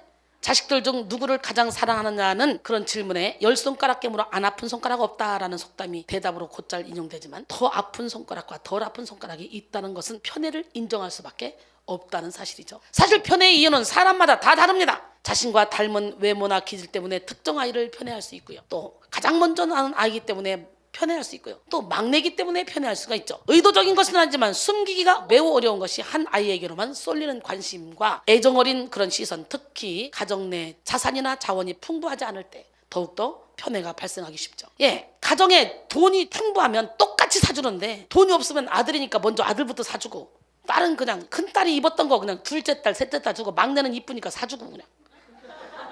그래서 둘째, 셋째는 그냥 다 큰딸이 입었던 거 주워 입잖아요. 새 옷 입는 적 별로 없었잖아요, 옛날에. 안 그래요? 지금 막 여기 상처 막 올라온다. 오늘 그 상처 우리 다 치료받아야 돼. 너도 나도 그 상처가 다 있다니까. 여러분, 어른도 애도 다 그런 상처가 있어요. 우리도. 여러분, 결혼 안 한 사람? 결혼 안 했으니까 아니야. 여러분들도 여러분의 부모로부터 받은 상처들이 그렇게 있단 말이야. 참 안타깝죠. 여러분, 기적의 하나님은 살아계신데 나는 여러분 모두가 다 좀 성숙한 그런 사람이 되기를 원해요. 예, 사실 편애의 이유는요, 사람마다 다 다릅니다. 이렇게 어떤 사람은 야, 너는 나를 많이 닮았다, 너는 성격이 나하고 똑같다, 그래서 특별히 또 사랑하기도 하거든요. 어이, 너는 도대체 누구 닮아 그러냐, 아이고 막 이러면서. 똑같은 자식인데, 예, 이렇게 성별이 기준이 되기도 하고요. 옛날에 우리 어렸을 때는요, 아들은 무조건 대접받았어요. 아들, 우리 집 특히 딸, 아들, 딸. 그래가지고 2대 독자 경주이 씨. 그래가지고는요, 아들이 얼마나 소중한지. 그래, 우리 오빠한테 모든 초점이 다 맞췄어요. 그래서 우리는요, 재산이고 뭐고 싹 다 우리 엄마 재산이 많았는데 다 당연히 오빠 거다. 엄마가 통장에 돈 넣고 돌아가신 것도 당연히 오빠 거다. 그래서 아무도 장례식장에 돈이 들어오는 것도 부조금도 오빠가 누구누구 이렇게 한 사람, 두는 사람, 이 사람 때문에 많이 들고 들으면 그걸 다 오빠가 막 줄라 그러는 거예요. 우리 온 가족이 안 받았어요. 미쳤어. 오빠가 엄마를 지금까지 모시고 살았는데. 막내야, 그런 소리 하지 마. 나는 재산도 받았고 엄마 통장에는 돈도 받았어. 이거는 아니야. 이거는 받아야 돼. 됐거든. 우리는 서로가 온 가족이 그래가지고. 우리 가족은 참 행복한 가족이에요. 끝까지 안 받았어. 그랬더니 나중에는 선교 받는데 써라 100만 원. 우리 신랑한테 뭐 손님 대접해라 200만 원. 또 뭐 해라 100만 원. 그래서 나한테 엄청나게 돈이 슬금슬금 들어왔더라고. 결국은 그거 다 받았어. 안 받는다고 끝까지 밀어붙여가 안 받는데, 슬금슬금 그냥 이렇게 선교하는데 돈 좀 써. 오빠가 돈도 못 줬는데 뭐 이런 식으로 해서 돌려치기 해가지고 이렇게 엉겹길에 다 받긴 했는데, 예, 무조건 우리는 아들 하나한테 다 밀어줬어요. 우리 온 가족은 지금도 전혀 그런 마음이 요마지도 없다. 예, 그렇게 남자 선호사상. 아이고 참나. 지금은 남자 별 볼 일 없다. 옛날에는 남자가 재산권이고 뭐고 다 갖고 있었다. 장남이 특히. 그지? 호라들이면 더 좋지 뭐. 예. 여러분, 성별이 기준이 되기도 하고, 이 편애는 아이의 능력이나 성취가 원인이 되기도 해요. 그래서 옛날에는요, 남자들은요, 고기 밥상에, 밥상도 따로 먹었잖아. 남자들끼리만 따로, 여자들은 저쪽에서 따로. 안 그랬어요? 하인들, 식모들은 또 주방에서 그냥 거기서 서서 그냥 김치 쭉쭉 찢어 밥 먹고, 밥상도 어른들 남자들 사이에 같이 이렇게 껴서 못 먹었다니까. 옛날에. 그만큼 남자 선호 사상이 아주 강했죠. 지금 이순이가 강단에 서는 것도 이것도 기적입니다. 지금도요, 여자 목사 안수 안 주는데 몇 군데 있습니다. 예, 우리 성경교단도 여자 목사 안수 준지 그렇게 오래되지 않았어요. 예, 그런 것처럼 남자 선호 사상이 참 많죠. 성별이 기준이 되기도 하고 아이의 능력이나 성취가 원인이 되기도 합니다. 반대로 한 아이가 훨씬 문제적이고 병약할 때 더 많은 주의와 관심을 필요로 한다는 그런 이유로 편애할 수도 있습니다. 의도적인 것은 아니지만 숨기기가 매우 어려운 것이 한 아이에게로만 쏠리는 관심과 애정어린 시선, 특히 가정 내 자산이나 자원이 충분치 않을 때가 더 확실히 드러난다고 그랬죠. 문제는 아이들이 다른 가족들과의 비교를 통해 자신이 어떤 취급을 받는지를 아주 잘 알아채는 동물적 본능을 가졌다는 거야. 캐나다 아동발달저널에 실린 연구 결과에 따르면 부모가 한 아이에게 더 많은 사랑을 보이는 것은 공격성, 관심 갈구, 정서적 문제 등 아동의 정신건강에 어려운 문제를 초래한다고 그랬어요. 자신이 사랑받지 못한다고 느끼는 아이는 낮은 자존감은 물론이거니와 평생도록 나는 특별한 사람이라는 느낌을 갖기 위해서 애정을 갈구하게 된다 그래요. 형제간의 우애도 있을 수 없죠. 그러니 어른이 되어도 형제는 엄마와의 관계를 놓고 서로를 비교하고, 이것은 성인 자녀들 간의 우애에 결정적인 그런 영향을 끼치죠. 그러니까 어른이 돼서도 엄마는 누구만 더 사랑해, 엄마는 누구만 더 사랑해, 그잖아요. 우리 엄마도 보니까 다 사랑하지만 어렵고 힘든 사람을 더 사랑하더라고. 그거를 어떻게 표현해? 우리 넷째 언니가 시골에 살잖아. 그러니까 넷째 언니 아들이 대학교 갈 때는 막 학비를 슬금슬금 조용조용히 말도 안 하고 대주더라고. 딴 사람한테 아무한테 말하지 마 그러고, 이렇게 편애해서 삐칠까봐. 우리는 그런다고 삐치는 사람 하나도 없거든요. 예, 근데 어쨌든 나중에 그런 소리가 들리더라고요. 그러면서 돌아가시는 날까지 그렇게 자식 중에 어려운 사람을 더 도우고 막 이러면서 돌아가셨어요. 여러분, 편애가 아이의 정신적, 신체적 건강에 미치는 더 심각한 영향을 밝혀낸 연구도 있습니다. 결혼과 가정저널에 발표된 엄마의 차별과 성인기 자녀의 우울증이라는 논문에 따르면 일관되게 엄마로부터 편애를 받았거나 거부당했던 아이 모두 중년기에 우울증을 겪을 가능성이 높은 것으로 나타난다. 미국 브리검 영대학의 알렉스 젠슨 교수팀이 10대 형제자매가 있는 그런 282가족을 조사한 연구에서는요, 부모에게 무시당한다고 느끼는 아이들이 약물이나 알코올, 담배 등에 중독될 확률이 월등히 높은 것으로 나타났는데요, 약간 차별받는 아이들은 그 확률이 2배 이상이었고, 매우 많이 차별받은 사람들은요 4배 이상 중독 가능성이 높았다 그래요. 에서는 야곱과 같은 형제임에도 야곱을 죽일 생각을 하게 되죠. 야곱과 같은 형제인데도 불구하고 죽이려고 그러잖아요. 형제가 왜 부모의 편에는 이렇게, 여러분 보세요. 요셉의 아버지가 누구예요? 야곱이잖아요. 야곱. 오늘 문제 많은 야곱. 이 야곱 또한 똑같아. 계속적으로 대물림에 아브라함이 자기 각시를 누나라겠더니 바로 이어서 누가? 이삭도 누나라 그러고 자기 목숨 죽을까봐 거짓말하더니 이제는 누구야? 야곱은 어떻게 해? 거짓말해서 장자권을 뺏어버리고 저주가요 이렇게 3대까지 간다 그러잖아요. 오늘 여러분 모두가 다 그걸 예수 이름으로 끊어야 돼요. 기적의 하나님은 살아계십니다. 결국 형제였던 에서와 야곱은 서로 떨어져 지내며 살게 됐죠. 야곱은 남에게 많은 상처를 주면서까지도 자기의 야심을 채워야 하는 매우 이기적인 인간의 대표적인 모습을 띠고 있습니다. 그의 결혼 생활도 평탄치 않았죠. 그의 부인들이었던 라헬과 레아는요 서로 야곱의 사랑을 받기 위해 정탈전을 벌였습니다. 원래 야곱은 라헬을 사랑해서 7년을 연애하려 라헬과 혼인을 기다렸는데 라반은 레아를 속여서 야곱에게 줬고, 그렇게 해서 원치 않는 부부가 되었잖아요. 근데요 하나님은 이 레아를 불쌍히 여겨서 자식을 줬어요. 그러나 라헬에게는 자식을 안 줬어요. 이제 그때부터요 아주 라헬이 고통스럽게 시작하는 거예요. 결국은 자신의 몸종을 주죠. 비라를. 그랬더니 레아도 또 질세라 자신의 몸종 또 실바를 줍니다. 그래가지고 스스로 쥐만 가지면 될 건데, 언니 동생 둘이가 그냥 데리고 살면 될 건데 왜 또 밑에 사람까지 다 누워가지고 자식 쟁탈전이 벌어졌어. 기가 막히잖아. 그래서 한 아버지인데 어머니는 4명이야. 인간적으로 보면 문제 많은 가정의 자녀들이었죠. 그러나 하나님께서 이렇게 문제 많은 가정의 자녀들을 이스라엘의 12지파로 삼았다는 거예요. 하나님의 경륜은 인간의 상식이나 지혜를 초월한다는 거예요. 그리고 야곱이 요셉을 통해 바로를 만나게 되었을 때 그는 자신의 인생을 나그네 길 130년 험악한 세월을 보냈다고 창세기 47장 9절은 말씀해요. 야곱의 삶을 한마디로 요약한다면 상처투성이의 인생입니다. 그런데 그 많은 상처들은 뭡니까? 야곱 안에 있는 적이에요. 적인 집착이에요. 야곱의 욕심이에요. 라헬의 장자권에 집착했고 축복권에 집착했고 라헬에 집착했고 요셉에 집착했고 베냐민에 집착했고 계속 집착하면서 세월을 보내다 보니까 행복할 수가 없죠. 험악한 삶을 살게 되는 거죠. 많은 상처를 받은 사람이죠. 근데요 하나님은 그런 상처를 깨끗이 치료해 주시죠. 원수 같았던 에서와 화해를 이루는 기적이 일어난 장면이 오늘 본문이죠. 어떻게 그런 기적이 일어날 수 있을까? 그죠? 이렇게 해서 화해를 해서 라복강 나루터에서 기도하면서 하나님을 만나서 에서와 화해를 잘했지만 야곱은 여전히 집착을 버리지 못해서 험악한 세월을 보냈어요. 일생을. 얼마나 안타깝습니까? 야곱의 인생은 상처를 하나님께 매달림으로 치료받았죠. 독일의 철학자 쇼펜하우어는 인간관계를 추운 겨울밤에 함께 있는 두 마리의 두더지의 관계로 묘사했습니다. 추운 겨울밤 서로가 필요로 하는 것은 서로의 따뜻한 체온입니다. 따뜻한 체온을 느끼기 위해서는 서로 가까이 있어야 됩니다. 그런데 문제는 가까이 있으면 있을수록 자기들이 가지고 있는 가시 때문에 서로 찢고 찔리는 거예요. 서로에게 상처와 아픔을 주게 됩니다. 그렇다고 서로 찔리기가 싫어서 멀리 떨어지게 되면 추운 겨울밤에 함께 얼어 죽습니다. 사람도 마찬가지입니다. 서로 가까이 하면 할수록 오히려 더 상처받고 더 아프게 되죠. 그래서 상처 없는 사람이 없을 정도로 인간은 서로가 알게 모르게 상처를 주고받으며 살아가고 있습니다. 그러나 이 상처가 무조건 인생을 파멸로 인도하지는 않습니다. 상처 때문에 더 잘된 사람들도 많이 있습니다. 할렐루야. 토크쇼의 여왕 오프라 윈프리가 바로 그런 사람이에요. 여러분 오프라 윈프리는 미국 최고의 토크쇼 진행자입니다. 그녀가 진행하는 오프라 윈프리 쇼에는 미국뿐 아니라 우리나라를 비롯해서 세계 여러 나라에서 방영될 정도로 대단한 프로인데요. 그녀는 타임즈가 선정하는 세계에서 영향력 있는 인물 100명 가운데 한 명으로 뽑혔고요. 기부를 많이 하기로 아주 유명합니다.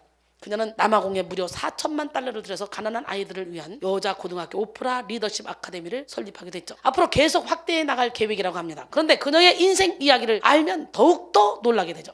그녀는 사생아입니다. 할머니에게 맡겨져 학대 속에 자랐습니다. 9살 때 성폭행을 당했고 14살 때 사생아를 낳았습니다. 그리고 마약도 했습니다. 그러나 그녀는 예수님을 만났고 말씀을 붙들고 매일 기도하는 가운데 인생이 완전히 변했습니다. 사람들이 종종 이렇게 조롱했습니다. 당신 사생아지? 마약도 했다면서? 아이고 14살에 사생아도 낳았다면서? 그러면 그녀는 그렇소. 나는 바로 오프라 윈프리요. 그러나 내 안에는 예수 그리스도가 계십니다. 그분은 위대하신 분입니다. 할렐루야. 고린도서 5장 17절에 그런즉 누구든지 그리스도 안에 있으면 새로운 피조물이라. 이전 것은 지나갔으니 보라 새 것이 되었다. 할렐루야. 오프라 쇼의 인기 비결은 한마디로 그녀의 아픈 과거를 끌어안는 진솔한 고백입니다. 누군가가 상처를 받았다고 말하면 아 그렇죠, 나도 그렇게 상처를 받았거든요. 누군가가 나 강간다, 아 그렇군요, 내가 그렇게 강간을 해서 이거를 그대 있는 대로 다 틀어놨다는 거. 그러다 보니까 쇼를 초청을 받은 사람이 하도 오프라 윈프리가 막 그냥 받아쳐서 자기는 한 수 더 떠서 말을 하니까 그냥 자기의 약점이고 연약한 부분이고 저절로 터져 나온다는 거예요. 이거는 숨기고 가야지 그랬다가도 진실이 저절로 막 묻어 나온다는 거예요. 그래서 그 방송이 그렇게 인기가 좋았다잖아요. 여러분, 우리는 숨기면 안 돼요. 드러내서 고쳐야 돼요.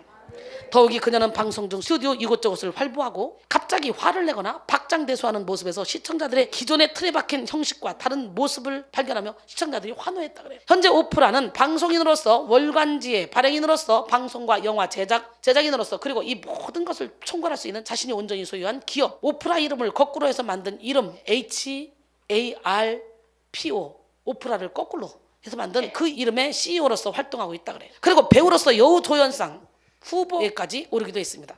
오프라 쇼는 2천만 명의 고정 시청자를 확보하고 있습니다. 이렇게 상처 때문에 더 잘된 사람도 있다는 거예요. 토크쇼의 여왕 오프라 윈프리는 어린 시절 많은 상처를 받았지만 그 상처를 딛고 일어나 승리하는 삶을 살았습니다. 더 나아가 수많은 사람들의 상처를 치유해주고 있습니다. 따라서 과거에 받은 상처를 어떻게 해석하느냐에 따라서 행복해질 수도 있고 비참해질 수도 있다는 거예요. 왜 과거에 받은 상처에 내 여러분의 인생을 던집니까?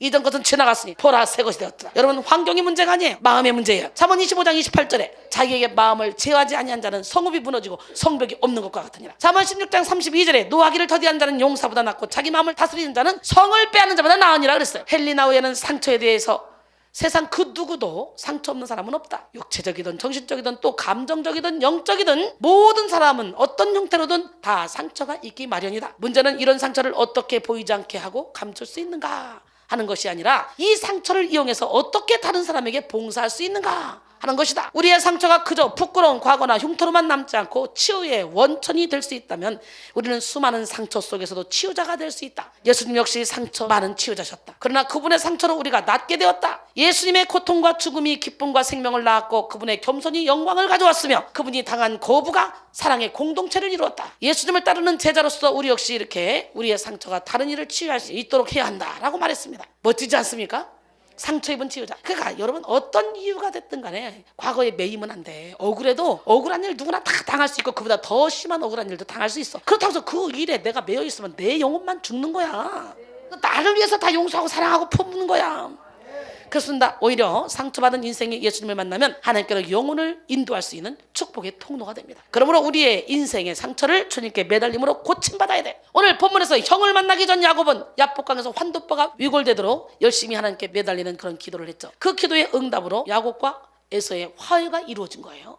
그냥 이루어진 게 아니에요. 그만큼 피나는 노력을 한 거예요. 창세기 32장 22절로 32절 밤에 일어나 두 아내와 두 여종과 11아들을 인도하여 야복 나루를 건널세 그들을 인도하여 시내를 건너가게 하며 그의 소유도 건너가게 하고 야곱은 홀로 남았더니 어떤 사람이 날이 새도록 야곱과 씨름하다가 자기가 야곱을 이기지 못함을 보고 그가 야곱지 허벅지 관절을 치매 야곱이 허벅지 관절이 그 사람과 씨름할 때 어긋났더라. 그가 이르되 날이 새려하니 나로 가게 하라. 야곱이 이르되 당신이 내게 축복하지 아니하면 내가 가지 아니하겠나이다. 그 사람이 그에게 이르되 내 이름이 무엇이냐. 그가 이르되 내 이름을 다시는 야곱이라 부를 것이 아니요 이스라엘이라 부를 것이니 이는 내가 하나님과 및 사람들과 겨루어 이겼습니다.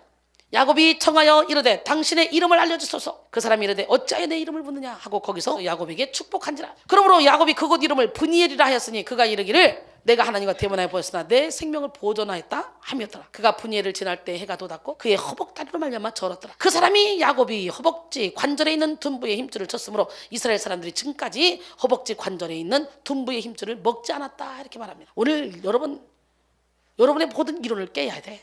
모든 생각을 내려놔야 돼. 야곱이 보세요. 저도 이걸 경험했잖아요. 기도하다가 저도 숨이 막혀서 숨이 끊어지는 걸 경험했잖아요. 그냥 기도하다가 죽는 사람들도 있어요.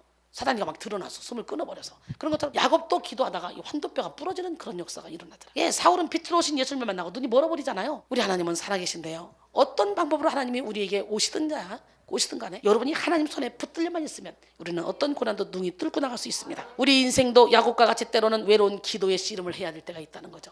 제가 외로운 기도의 씨름을 혼자 했잖아. 혼자. 그러다가 1단계, 2단계, 3단계 그 어둠을 몰아내고 나서 제가 자유하게 됐잖아. 그렇다고 해서 완전히 자유했냐? 아니요. 그 이후에 제가요 10개월 동안 기도만 하려면 이런 구렁이가 머리에 또아리를 들고 딱 내리고 옆에까지 송곳으로 찌르는 것처럼 고통스러웠어요. 그때마다 저는 피한 것이 아니에요. 야, 또 내가 이겨내면 능력 들어온다. 그런 마음으로 기도해서 이겨내고 그랬는데 알고 보니까 그것이 내 안에 빛이 들어가니까 어둠이 내 안에 있던 어둠이 올라오는 과정이었어요. 근데 그걸 누구도 가르쳐주지 않았어요. 내가 스스로 사역을 하면서 현장에서 깨달은 거예요. 터득한 거예요. 그러게 여러분이 여기서 은혜를 받고 여러분이 막 기도를 하던 중에 여러분 안에서 뭐가 착착착 차 올라온다. 그러면 죄가 살아나서 나가는 과정이야. 그러면 어떻게 돼? 아유 거기 가서 은혜를 받았더니 왜 이렇게 숨이 답답하고 숨이 안 쉬어지고 왜 이렇게 어지럽고 머리가 아프냐? 아우 참 은혜 받을 땐 좋았는데 왜 이렇게 막 힘드냐? 회처럼 이 제껴져서 대청소 중이라. 그 감사한 거야. 명연연상 좋아하는 거야. 영혼 청소하는 중이야. 그러면 그때는 어떻게 돼?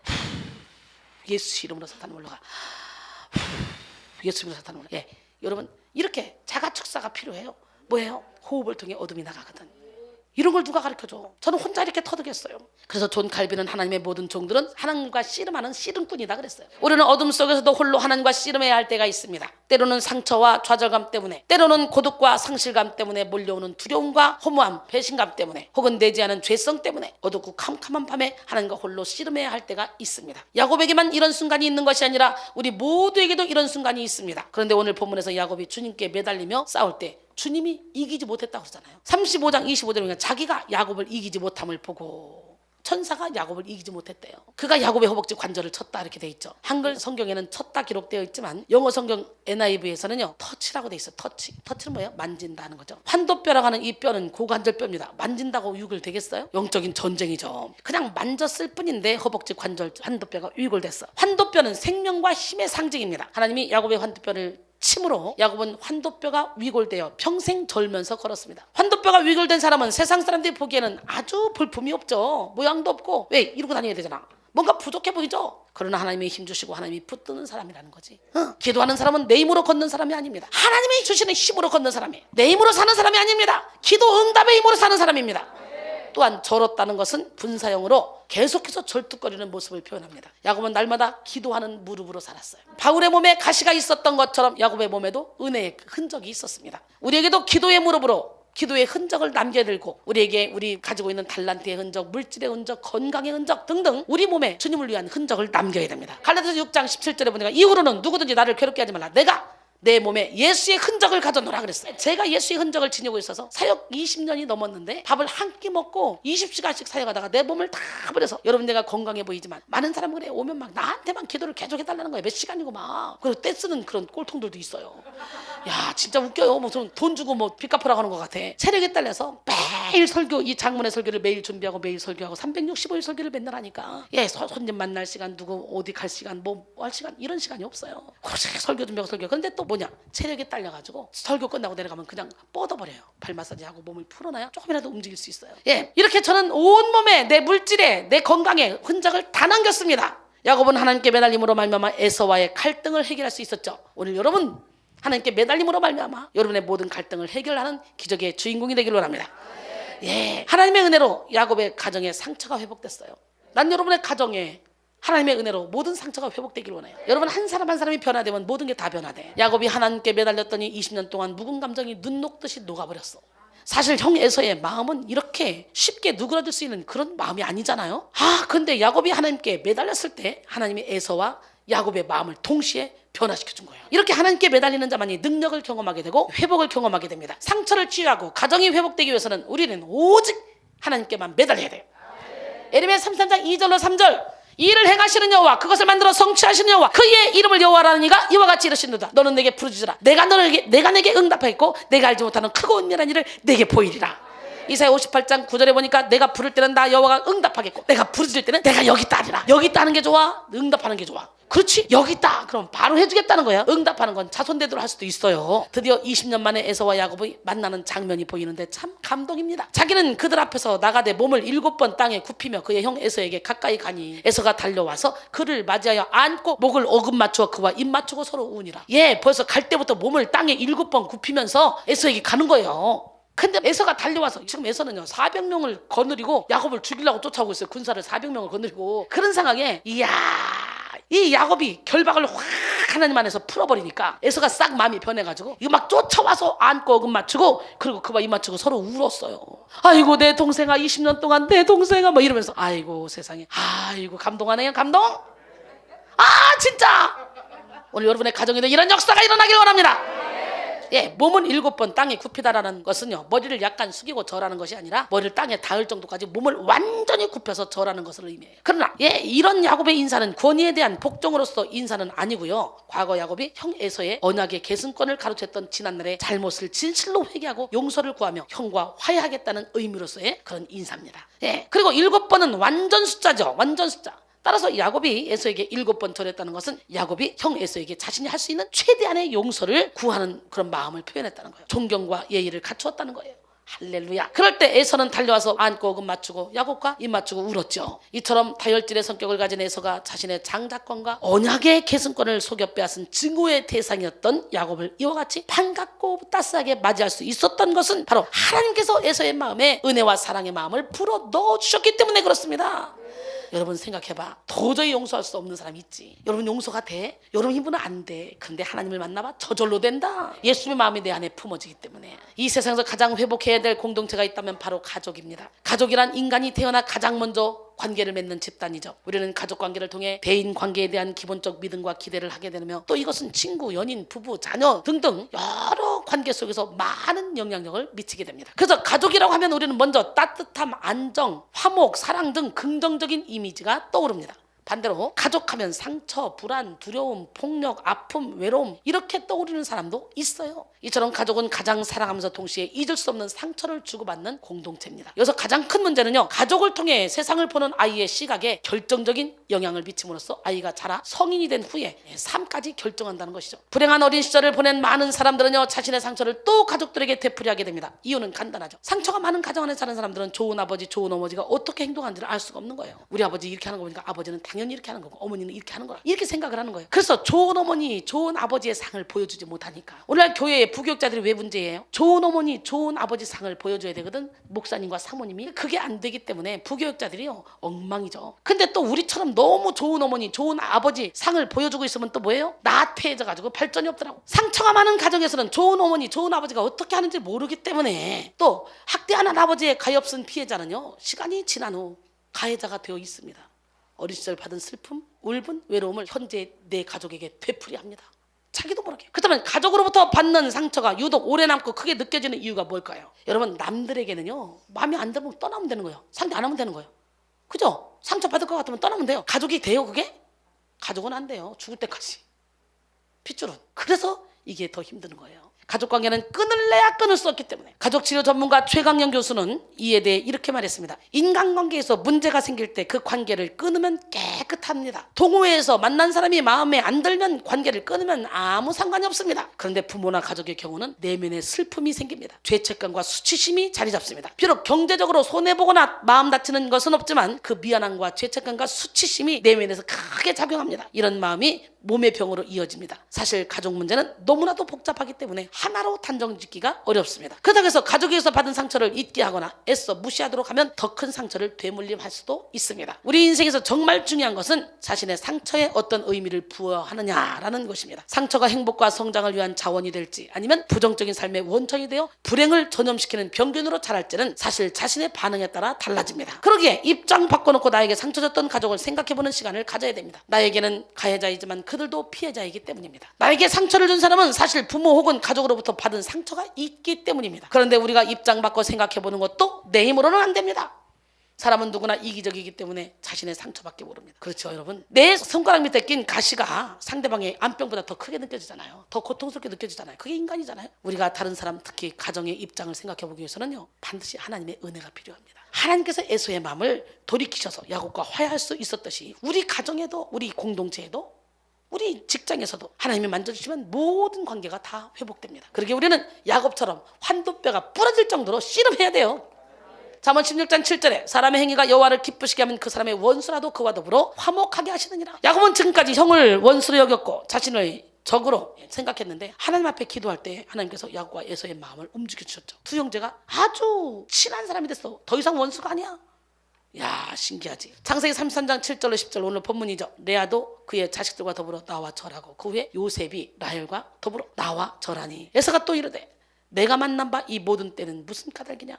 야곱이 이르되 내 주께 은혜를 입으려 함이니이다. 에서가 이르되 동생아 내게 있는 것이 족하니 내 소유는 내게 두라. 야곱이 이르되 그렇지 아니하니이다. 내가 형님의 눈앞에서 은혜를 입었사오면 청하거든 내 손에서 이 예물을 받았소. 내가 형님의 얼굴을 배운즉 하나님의 얼굴을 본 것 같사오니 형님도 나를 기뻐하심이니이다. 오늘 본문은 서로 안고 입을 맞추며 기쁨의 눈물을 흘리고 존경과 사랑의 증표로 예물을 주고받는 야곱과 에서 두 형제의 상봉 장면. 야곱은 에서에게 자기 소유의 일부를 예물로 바치고자 했습니다. 이것은 사실 야곱이 에서의 분노를 누그러뜨리기 위해 준비했던 것이죠. 그런데 전에는 에서의 분노를 피하기 위해 예물을 바치고자 했으나 이제는 이미 갈등이 해소되고 서로 화해한 상태이기 때문에 굳이 예물을 바치지 않아도 상관이 없잖아요. 그러나 야곱은 굳이 사랑하는 형 에서에게 강권하면서 예물을 주죠. 그 형 에서를 향한 자신의 진실한 사랑과 복종을 표시하기 위함입니다. 즉 야곱은 말로만이 아니라 진짜 자기 소유까지도 함께 나눔으로써 마음만이 아닌 사랑으로 적극적으로 베풀었습니다. 두 형제의 이런 극적인 상봉과 화해는 불과 얼마 전까지만 해도 상상을 할 수 없었던 일이죠. 두 형제가 만나기 직전에 형 에서는 자신과 아버지를 속이고 축복을 가로챈 동생 야곱에게 복수하기 위해서 아까도 얘기했지만 400명이나 되는 군사를 이끌고 달려오고 있었고, 야곱은 형 에서가 그렇게 온다는 소리를 듣고 두려워서 벌벌 떨고 있었던 상황이었어요. 그런데 야복강 나루터에서 천사와 씨름하여 야곱이 자신의 자아를 온전히 깬 후에 하나님의 은혜로 순식간에 두 사람 사이에 미움과 원한이 사라지고 서로 사랑의 눈물을 흘리는 사이가 되었다는 거죠. 멋지지 않습니까? 야곱이 기도함으로 하나님과의 관계가 회복되면서 가정의 회복도 이루어졌습니다. 부모와 자녀가, 남편과 아내가 원수같이 지냈던 그런 사이라면 오늘 이 시간에 하나님께 기도함으로 다 회복되는 기적의 역사가 일어나기로 합니다. 우리 영혼의 샘 백성교회는요, 가정이 회복되고 하나 되는 교회죠. 여기서 나만 변하면 나도 모르는 사이에 집에 가보니까 남편이 변해 있고 아내가 변해 있고 자녀들이 변해 있고 이런 역사를 경험하게 됩니다. 이렇게 될 수 있는 그런 이유는 뭐예요? 이곳에 오는 각 개인이 예배를 통해 하나님을 만나게 되고 하나님과 막힌 담이 허물어지고 하나님과 관계가 회복되기 때문이죠. 자신이 하나님과의 관계가 회복되어 고쳐지니까 자연스럽게 자신과 연결된 가족들이 다 회복되는 거예요. 너희가 땅에서 무엇이든 매면 하늘에 매이고 땅에서 풀면 풀린다 그랬잖아요. 다 풀기를 원합니다. 그러므로 우리가 야곱의 사건을 통해 알 수 있는 것은 모든 문제는 다 나로부터 시작된다는 거예요. 남편 탓, 아내 탓, 자녀 탓, 부모 탓하면서 불행해지는 것이 아니라 내가 변화되지 않았기 때문에 이런 일들이 생기는 것이다 라고 생각하고 우리는 먼저 하나님께 매달려 기도함으로 내가 변화돼야 돼요. 나만 변화되면 이 세상 모든 건 다 변화됩니다. 기독교인들이 썩었다, 교회가 썩었다 떠들지 말고 기독교인 여러분 한 사람 한 사람만 변화돼봐. 각자 기독교인 한 사람 한 사람만 변화돼봐. 다 변하는 건 순식간에 아주 간단해. 그잖아요. 한 사람만 변하면 돼. 각자 자기만 변하면 돼. 우리 1000명이 있다. 근데 100만원을 만들었는데 부자하고 싶은데 100만원 만들기 너무 힘들다. 그럼 1000명이 있으면 100만원 만들어 1000원씩만 내면 돼. 아주 간단해. 그런 것처럼 우리가 기독교인들이 다 썩었으면 각자 그 처소에서 나 하나만 변하면 돼. 기독교인 각자 나 하나만. 그렇잖아. 남이 변할 것까지 신경 쓸 필요 없어. 로마서 12장 2절에 너희는 이 세대를 본받지 말고 오직 마음을 새롭게 함으로 변화를 받아 하나님의 선하시고 기뻐하시고 온전하신 뜻이 무엇인지 분별하도록 하라 그랬어요. 그리고 가족에 대한 미움과 상처를 예수님의 십자가의 사랑으로 용서해야 됩니다. 가족뿐만 아니라 친구, 이웃 모두 다. 고린도서 2장 10절로 11절 너희가 무슨 일이든지 누구를 용서하면 나도 그리하고 내가 만일 용서한 일이 있으면 용서한 그것은 너희를 위하여 그리스도 앞에서 한 것이니 이는 우리로 사탄에게 속지 않게 하려 함이라. 우리는 그 계책을 알지 못하는 바가 아니로라 그랬어요. 에베소 4장 31절로 32절까지 보니까 너희는 모든 악독과 노함과 분냄과 떠드는 것과 비방하는 모든 것을 모든 악의와 함께 버리고 서로 친절하게 하며 서로 불쌍히 여기며 서로 용서기를 하나님이 그리스도 안에서 너희를 용서하신 것 같이 하라 그랬어요. 할렐루야. 내가 예수님께 용서받았듯이 우리도 용서하는 자가 돼야 됩니다. 그리고 상대방을 찾아 적극적으로 화해해야 돼요. 선으로 악을 이깁시다. 그럴 때 우리 마음에 참 평안이 옵니다. 덕을 품으면요 오히려 내가 죽습니다. 로마서 12장 18절로 21절 할 수 있거든 너희로서는 모든 사람과 더불어 화목하라. 모든 사람, 원수까지도 화목하라는 거예요.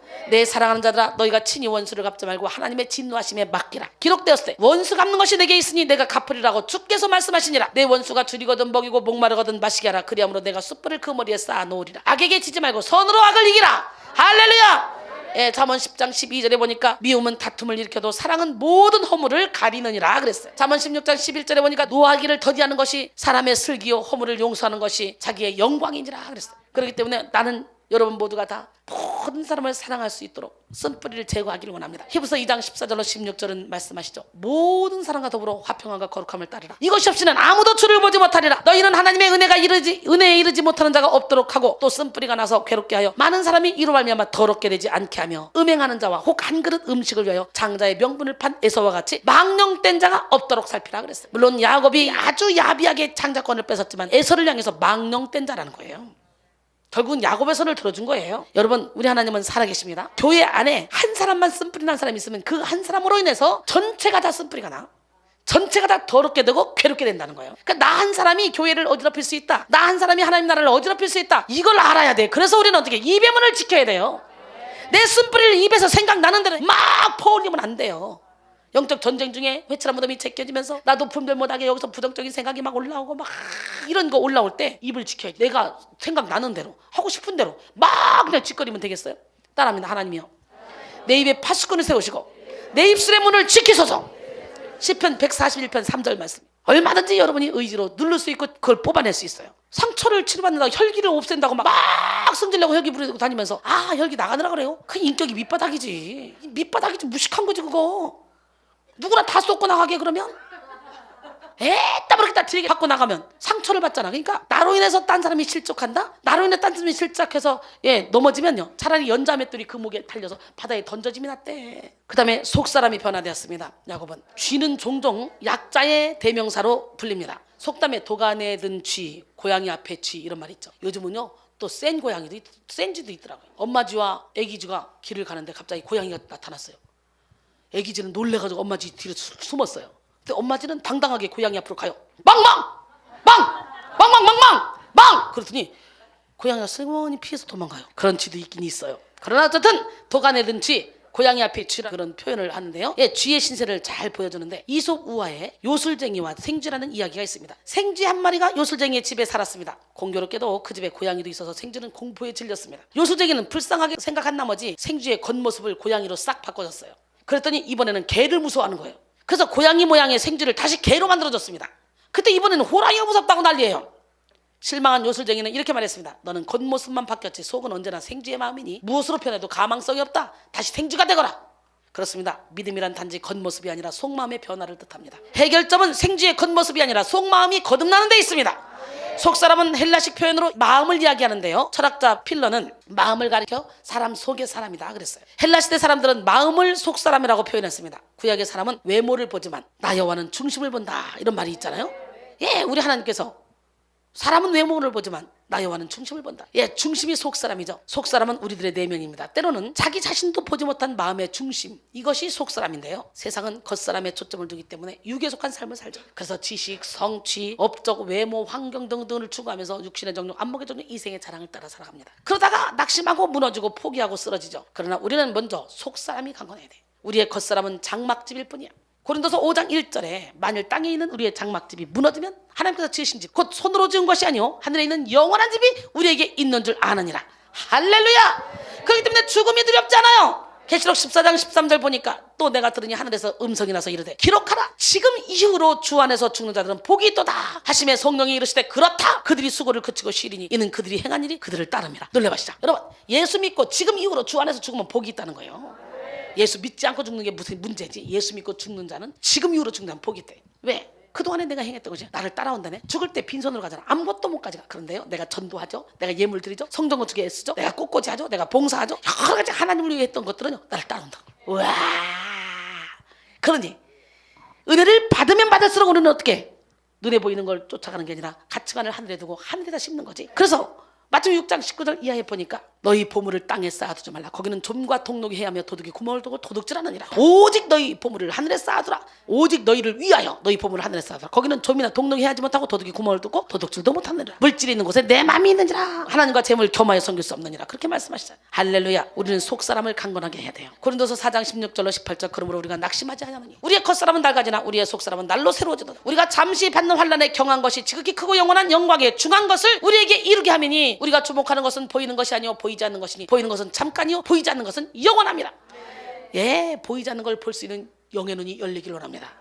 여러분의 세상이 끝났다고 생각합니까? 위를 봐, 하늘을 봐, 하늘 위에 하늘을 봐. 하늘 위에 하늘을 볼 수 있는 영의 눈이 열리면 우리는 더 이상 이 세상 것에 연연하지 않습니다. 믿으십니까?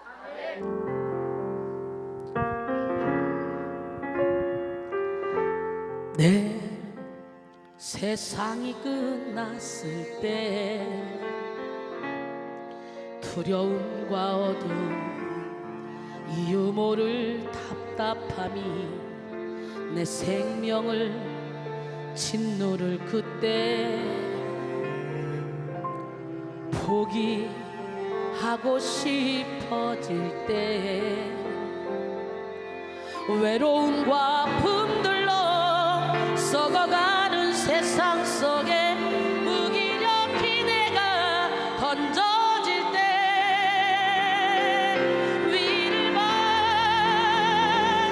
하늘을 바라봐 너의 삶은 끝이 아니야 아름다운 삶이 있어 너의 삶을 포기하지 마 하늘 위에 하늘을 바라봐 주님께서 함께 하시는 참 의미의 세상을 봐 너의 눈물 닦으시고 용서하는 예수를 봐 포기하고 싶어질 때 외로움과 아픔들로 썩어가는 세상 속에 무기력히 내가 던져질 때 위를 봐 하늘을 바라봐 너의 삶은 끝이 아니야 아름다운 삶이 있어 너의 삶을 포기하지 마 하늘 위에 하늘을 바라봐 주님께서 함께 하시는 참 의미의 세상을 봐 너의 눈물 닦으시고 용서하는 예수를 봐 위를 봐 하늘을 바라봐 너의 삶은 끝이 아니야 아름다운 삶이 있어 너의 삶을 포기하지 마 하늘 위에 하늘을 바라봐 주님께서 함께 하시는 참 의미의 세상을 봐 너의 눈물 닦으시고 용서하는 예수를 봐 할렐루야 예 위를 보면 하늘을 보면 이 땅의 것 가지고 흔들리지 않습니다. 기류를 타고 오르는 독수리 날개 달고 올라가 보세요. 예 비행기를 타보세요. 아무리 큰 빌딩도 점으로 보이다가 나중에는 안 보입니다. 문제가 아니에요. 문제를 이길 수 있는 힘이 없는 것이 문제예요. 여러분 모두가 다 문제 해결자 대신 예수님을 주인으로 모시기 때문에 그 어떤 문제도 여러분에게는 문제가 되지 않습니다. 할렐루야. 이사야 26장 3절에 주께서 심지가 견고한 자를 평강하고 평강하도록 지키시리니 이는 그가 주를 신뢰함이니라 그랬어요. 이 속사람이 강건해지기 위해서는 우리 먼저 옛사람의 옷을 벗어버려야 되겠죠. 에베소 4장 22절로 24절까지 보니까 너희는 유혹의 욕심을 따라 썩어가는 구습을 따른 옛사람을 벗어버리고 오직 너희 심령이 새롭게 되어 하나님을 따라 의와 진리의 거룩함으로 지으심을 받은 새 사람을 입으라 그랬어요. 비록 야곱의 허벅지 관절이 위골되어 육신적으로는 약해졌지만 야곱은 사실 영적으로 강해졌죠. 그리고 그의 이름도 이스라엘로 바뀌었습니다. 창세기 32장 28절 그가 이르되 내 이름을 다시는 야곱이라 부를 것이 아니요 이스라엘이라 부를 것이니 이는 내가 하나님과 및 사람들과 겨루어 이겼습니다. 할렐루야. 나는 오늘 시간에 여러분 모두가 다 야 이스라엘아 막 이스라엘아 우리 하나님 우리를 불러줬으면 좋겠네. 야곱의 이름은 이스라엘로 바뀌었는데 이스라엘의 의미는요 히브리어로 엘은 하나님을 뜻합니다. 그리고 이스라 여기서 원형 동사는 사라인데요. 사라와 엘이 결합되어 미완료태 이스라엘이 된 거예요. 예, 여기서 사라는 크게 두 가지 의미가 있는데 첫째는 통치하다, 다스리다라는 의미고요. 둘째는 싸워서 이기다라는 뜻이 있습니다. 먼저 통치하다라는 의미일 때 이스라엘은 하나님처럼 통치하는 자라는 뜻이 되고요. 다른 말로 하면 하나님의 황태자라는 의미가 있습니다. 또 싸워서 이기다라는 의미일 때 이스라엘은 하나님과 더불어 싸워서 이기는 자라는 의미가 되기도 하죠. 여러분 본문에서 이스라엘은 후자의 의미가 더 강한 것으로 보이는데요. 그러나 이 두 가지 해석은 상호 보완됩니다. 그래서 이스라엘은 하나님과 더불어 씨름하여 이김으로 하나님의 황태자가 된 사람, 이스라엘을 그렇게 말할 수 있다는 거예요. 할렐루야. 사랑하는 성도 여러분, 하나님의 황태자가 됩시다. 우리도 예수님을 믿어서 새 이름을 얻게 됐습니다. 하나님이 왕이시니까 우리는 하나님의 자녀가 되고 우리 모두는 왕자와 공주가 되는 거죠. 나는 왕자다, 나는 공주다. 예, 베드로전서 2장 9절에 보니까 그러나 너희는 택하신 족속이요 왕같은 제사장들이요 거룩한 나라요 그의 소유가 된 백성이니 이는 너희를 어두운 데서 불러내 그의 기이한 빛에 들어가게 하신 이의 아름다운 덕을 선포하게 하심이라. 우리는 보통 사람 아니에요. 로마서 8장 15절에 보니까 너희는 다시 무서워하는 종의 영을 받지 아니하고 양자의 영을 받았으므로 우리가 아빠 아버지라 부르짖느니라. 할렐루야. 근데 이름이 바뀌었다는 것은 그 사람의 성격이나 성품이나 그 사람에게 거는 희망과 기대를 의미하기도 하는데요, 하나님은 야곱의 인생을 전폭적으로 새롭게 하셨습니다. 이스라엘이라 하리라, 이거는 곧 너는 내 사람이다 라는 뜻이죠. 즉 하나님의 사람 이스라엘이라는 뜻이에요. 사실 야곱이란 인간적인 수단과 방법으로 사는 이름이었죠. 이기적이고 경쟁적이며 약삭 빠른 사람, 야곱 아주 비겁한 사람이었어요. 속고 속이는 인생이 야곱의 인생이죠. 그러나 그가 야복강 나루트에서 하나님을 만나서 이스라엘로 변화됐습니다. 즉 하나님과 겨루어 이긴 거예요. 하나님의 사람이 된 거예요. 할렐루야. 이스라엘로 바뀌었다는 것은 속사람이 변했다는 거예요. 오늘 이 시간에 이스라엘로 바뀌자고, 속사람이 변화되자고요. 아브라함과 이삭과 야곱으로 이어지는 언약의 축복을 받을 사람이 됐잖아요. 우리도 그 축복을 받을 사람이 돼야 돼요. 간사하고 교활한 야곱이 아니라 하나님의 구속의 역사를 이룰 그런 거룩한 믿음의 족장이 된 것입니다. 우리가 속사람이 변화되면 육신의 사람이 아니라 영의 사람이 되는 거죠. 영의 사람은 상처에 허우적대는 인생이 아닙니다. 상처를 이겨내고 상처를 별로 만드는 삶입니다. 우리 또한 그 은혜로 의인이고 성도고 완전한 제사장이 된 줄로 믿습니다. 하나님은 야곱이 약복 나루를 건널 때 속사람이 새로워지고 거룩하고 신령한 사람으로 변화되도록 축복을 허락하셨습니다. 우리도 야복나루를 건널 때 몸만 건너서는 안 돼요. 아무리 환경이 변해도 속사람이 변하지 않으면 아무 소용이 없어요. 또한 야복나루를 건널 때 단순한 기도의 응답만 받아서도 안 돼요. 당장 눈에 보이는 응답은 형 에서와 화해하는 것이겠지만 하나님이 야곱에게 원하신 것은 그 이상이었습니다. 하나님의 사람이 되고 하늘의 기업을 이을 믿음의 족장이 되는 것이죠. 할렐루야. 그러기 위해서는 야곱의 속사람이 변화되어야만 했습니다. 그러므로 여러분의 속사람이 야복나루를 건너면서 육신의 소욕을 버리고 성령의 열매를 맺기를 소망합니다. 사랑이라 화평인내 자비한손 충성은유 절제 열매를 맺기를 원합니다. 하나님의 소원은요, 우리가 하나님의 성품에 참여하는 자가 되는 거예요. 예수 그리스도를 닮는 자가 되는 거예요. 주님이 내 안에 내가 주님 안에 거하는 거예요. 할렐루야. 그 다음에 깨달음의 은혜가 임했습니다. 여러분 마음의 상처를 잘 다루면 상처는 진주가 됩니다. 진주는 다른 보석과 달리 한 생명체가 스스로 상처를 치유하는 과정에서 만들어낸 보석이죠. 그 진주가 만들어지는 과정을 종종 예술의 창조 행위를 상징하곤 합니다. 주변에 있는 예술품을 보면 집단 혹은 개인의 상처를 극복하는 과정에서 탄생되는 경우가 많습니다. 상처의 극복을 글로 옮겨지면 아름다운 문학이 되고요, 믿음을 붙이면요 아름다운 음악이 되죠. 또 거기서 색채와 형태로 전환되면 그건 멋진 그림이 되는 거죠. 그래서 우리가 잘 아는 반 고흐의 작품은요, 세상과 불화, 가난, 정신 문제 등의 인생의 상처가 빚어낸 결과고요, 피카소의 작품은 스페인 내전의 고통 속에서 위대한 그런 작품이 만들어졌습니다. 우리 인생은 모두 다 상처들로 가득 차 있지만 이 상처를 하나님께 드리면 하나님께서 멋지게 작품을 만들어 상처 입은 치유자가 되게 하셔요. 우리 인생을 아름다운 진주로 변화시키는 그런 삶을 사는 여러분 모두가 되기를 원해요. 그러고서는 하나님의 은혜를 깨달아야 되겠죠. 오늘 야곱이 에서를 만나 여인들과 자식을 보고 너와 함께한 이들이 누구냐 이렇게 에서가 물을 때 야곱의 대답은요, 주의 종에게 은혜로 주신 자식들입니다 그랬어요. 야곱은 자신에게 있는 자녀와 소유 모두가 하나님의 은혜라고 인정한 거예요. 이런 사람 아니었잖아요. 지 힘으로 살았던 사람이잖아요. 창세기 33장 5절로 11절 오늘 본문인데요, 에서가 눈을 들어 여인들과 자식들을 보고 묻되 너와 함께한 이들은 누구냐? 야곱이 이르되 하나님이 주의 종에게 은혜로 주신 자식들입니다. 그때 여종들이 그의 자식들과 더불어 나와 절하고 레아도 그의 자식들과 더불어 나와 절하고 그 후에 요셉이 라헬과 더불어 나와 절하니 에서가 또 이르되 내가 만난 이 모든 때는 무슨 까닭이냐? 야곱이 이르되 내 주께 은혜를 입으려 함이니이다. 에서가 이르되 내 동생아 내게 있는 것이 족하니 내 소유는 내게 두라. 야곱이 이르되 그렇지 아니하니다. 내가 형님의 눈앞에서 은혜를 입었사오면 천하건대 내 손에서 예물을 받으소서. 내가 형님의 얼굴을 배운즉 하나님의 얼굴을 본 것 같사오니 형님도 나를 기뻐함이니이다. 하나님이 내게 은혜를 베푸셨고 그 소유도 족하오니 청하건대 내가 형님께 드리는 예물을 받으소서 하고 그에게 강권하니 받으니라. 여러분 계속적으로 하나님의 은혜, 이걸 지금 야곱이 얘기하고 있어요. 5절에서 은혜로 주신 에 해당하는 하나는 불쌍히 여기다, 긍휼히 여기다 라는 뜻입니다. 은혜로 주셨다는 말은 야곱 자신이 행한 어떤 것에 대한 보상으로 주어진 것이 아니라 아무 조건 없이 거저받았다는 그런 의미죠. 8절에서도 내 주께 은혜를 입으려 함이니다를 직역하면 내 주의 눈들 안에서 은혜를 찾아내려고 합니다 라는 뜻인데요, 찾아내려고도 합니다 라는 말은 발견하다, 얻다 라는 뜻으로 쓰였습니다. 11절에서도 하나님이 내게 은혜를 베푸셨고 라고 고백하죠. 즉 하나님께서 내게 베푸신 은혜로 소유가 풍족하니 자신이 준비한 예물을 받으라, 그 얘기죠. 하나님께서 야곱에게 베푸신 은혜를 두 가지로 요약해 볼 수 있는데, 하나는 영적인 은혜, 할렐루야.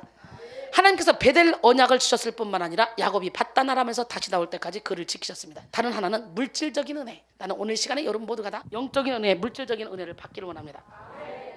어머 세상에, 모기가 이 속까지 들어가서 뜯어먹어서 모기와 파리가 있었어요. 모기가 억울합니다. 그래서 천국 가서 하나님한테 그럽니다. 하나님 왜 파리는 사람들이 다 이렇게 휘휘 쫓아버리는데 모기는 그냥 창자까지 다 터지게 때려 죽입니까? 기분 더럽습니다. 그랬더니 하나님이 말씀하시기를 야 파리는 계속 빌잖냐. 우리도 막 계속 빌어야 돼 하나님 앞에. 예, 여러분 사실 오늘 여러분 모두가 영적인 은혜, 물질적인 은혜 다 받기를 원해요. 사실 야곱은 20년 동안 여러 아내들과 많은 자식들 그리고 수많은 가축들을 거느리게 되었습니다. 이 두 가지 복 외에도 야곱은 야복강 나루터에서 하나님과 대면하는 은혜를 체험하게 됐고요. 비로소 야곱은 지금까지 베푸신 하나님의 축복과 은혜에 대해서 담대하게 고백할 수 있었던 것입니다. 사실 야곱은 하나님의 은혜를 고백할 수 있는 사람이 아니잖아요. 야곱은 지금까지 자기의 능력, 자기의 지혜 그리고 자기의 힘으로 성공했다고 생각했던 사람이에요. 그러나 오늘 본문인 33장을 보면 자기의 자식도 하나님의 은혜이며 자신의 물질도 하나님의 은혜라고 고백하는 거예요. 오늘 여러분 모두가 다 이렇게 바뀌길 원합니다. 이렇게 우리가 하나님을 만나게 되면 우리가 가진 모든 것이 다 하나님의 은혜임을 깨닫습니다. 고린도전서 15장 10절로 11절 보니까 그러나 내가 나 된 것은 하나님의 은혜로 된 것이니 내게 주신 그의 은혜가 헛되지 아니하여 내가 모든 사도보다 더 많이 수고하였으나 내가 한 것이 아니오 오직 나와 함께 하신 하나님의 은혜로라. 할렐루야. 그러므로 나나 그들이나 이같이 전파하면 너희도 이같이 믿었느니라 그랬어요. 난 여러분 모두가 다 이렇게 하나님의 은혜로 내가 이렇게 되었노라고 하나님께 영광을 돌리는 지혜로운 성도가 되기를 원해요. 고린도전서 4장 7절에 보니까 누가 너를 남달리 구별하였느냐? 내게 있는 것 중에 받지 아니한 것이 무엇이냐? 내가 받았은즉 어찌하여 받지 아니한 것 같이 자랑하느냐 그랬어요. 사랑하는 성도 여러분, 우리가 왜 상처를 받습니까? 나의 공로와 나의 행위, 나의 의를 내세우기 때문에 상처가 다른 사람들이 인정해주지 않으면, 알아주지 않으면 분노와 증오심이 생겨나. 이런 마음으로서는 상처투성이로 살 수밖에 없어요. 우리는 그저 어떤 일을 해도 하나님만 보시면 돼요. 믿으십니까? 네, 우리는 우리 자신을 알아야 돼요. 나 자신을 올바로 알고 나면 누구도 원망할 수 없어요. 누구도 비방할 수 없어요. 섭섭해하거나 억울해할 수도 없어요. 내가 죄인 중에 괴수라는 걸 알거든. 이 죄인 중에 괴수인 나를 고치시고 이렇게 멋진 작품으로 만드신 하나님이 저 사람은 안 만들겠어? 저 사람은 안 만들겠어? 결국 저 사람들도 다 나보다 더 멋있게 만들 거야. 그래서 누구도 정죄하거나 판단할 수 없어요. 하나님의 은혜를 체험하게 되면 자신의 의와 공로가 모두 다 사라집니다. 지금의 나 된 것은 내 공로도 아니고 내 진실도 아니고 내 의도 아니고 내 노력도 아니고 내 지혜도 아닙니다. 오직 하나님의 은혜입니다.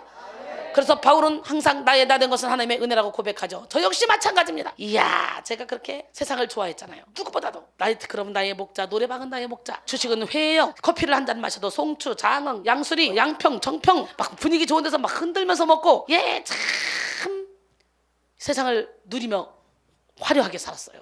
그런데 이게 웬일입니까? 하나님께 붙들리니까 세상이 배설물로 여겨져. 내가 그렇게 좋아하는 쇼핑, 그렇게 좋아하는 찜질방, 그것도 시간 없어 못 가 요즘에. 그거까지 다 끊어. 아주 그냥 세상과 나는 간 곳이 없고 오직 구속한 주만부 역사. 먹든지 마시든지 화장실을 가든지 식당을 가든지 컴퓨터 맨날 끌고 다니면서 맨날 설교 준비하는 거야. 그렇지 않으면 설교를 할 수가 없지. 이 장문의 설교를 어떻게 맨날 준비하겠냐고. 근데 365일 어떨 때는 하루에 3번, 어떨 때는 하루에 2번, 어떨 때는 하루에 1번 매일일이 장문의 설교를 하는데 이게 어떻게 가능하냐고. 이게 할 수 없어. 이거 우리 하나님은 살아계셔요. 여러분 모두가 다 하나님이 기뻐하는 기적의 주인공이 되기를 원합니다. 네, 기적의 하나님은 누구 하나님? 진짜. 예, 그래서 우리의 심령 속에 하나님의 은혜에 대한 감사와 감격이 충만할 때 심령이 치료되는 역사가 일어나죠. 우리가 받은 하나님의 은혜를 지키기 위해서는 우리는 철저히 겸손해야 돼요. 야고보 4장 6절에 보니까 그러나 더욱 큰 은혜를 주시나니 그러므로 일렀으되 하나님이 교만한 자를 물리치시고 겸손한 자에게 은혜를 주신다 하느니라 그랬어요. 우리는 겸손한 만큼 은혜 속에 살 수 있습니다. 그러나 교만한 사람은 은혜를 모릅니다. 은혜를 받았다고 하더라도 쏟아버립니다. 겸손은 은혜의 극치입니다. 그리고 하나님의 은혜는 깨달으면 깨달을수록 점점 더 겸손해집니다. 그러나 마음의 상처를 잘 받는 사람들은요 주로 교만한 사람들이죠. 교만은 항상 자기를 상하게 하고 남도 상하게 만듭니다. 겸손히 하나님의 은혜를 사모하는 사람에게, 사람의 심령에 하나님께서 치유가 넘치도록 일어나게 해줄 줄 믿습니다. 그 다음에 섬기는 자가 되었습니다. 야곱은 뭐 했다고요?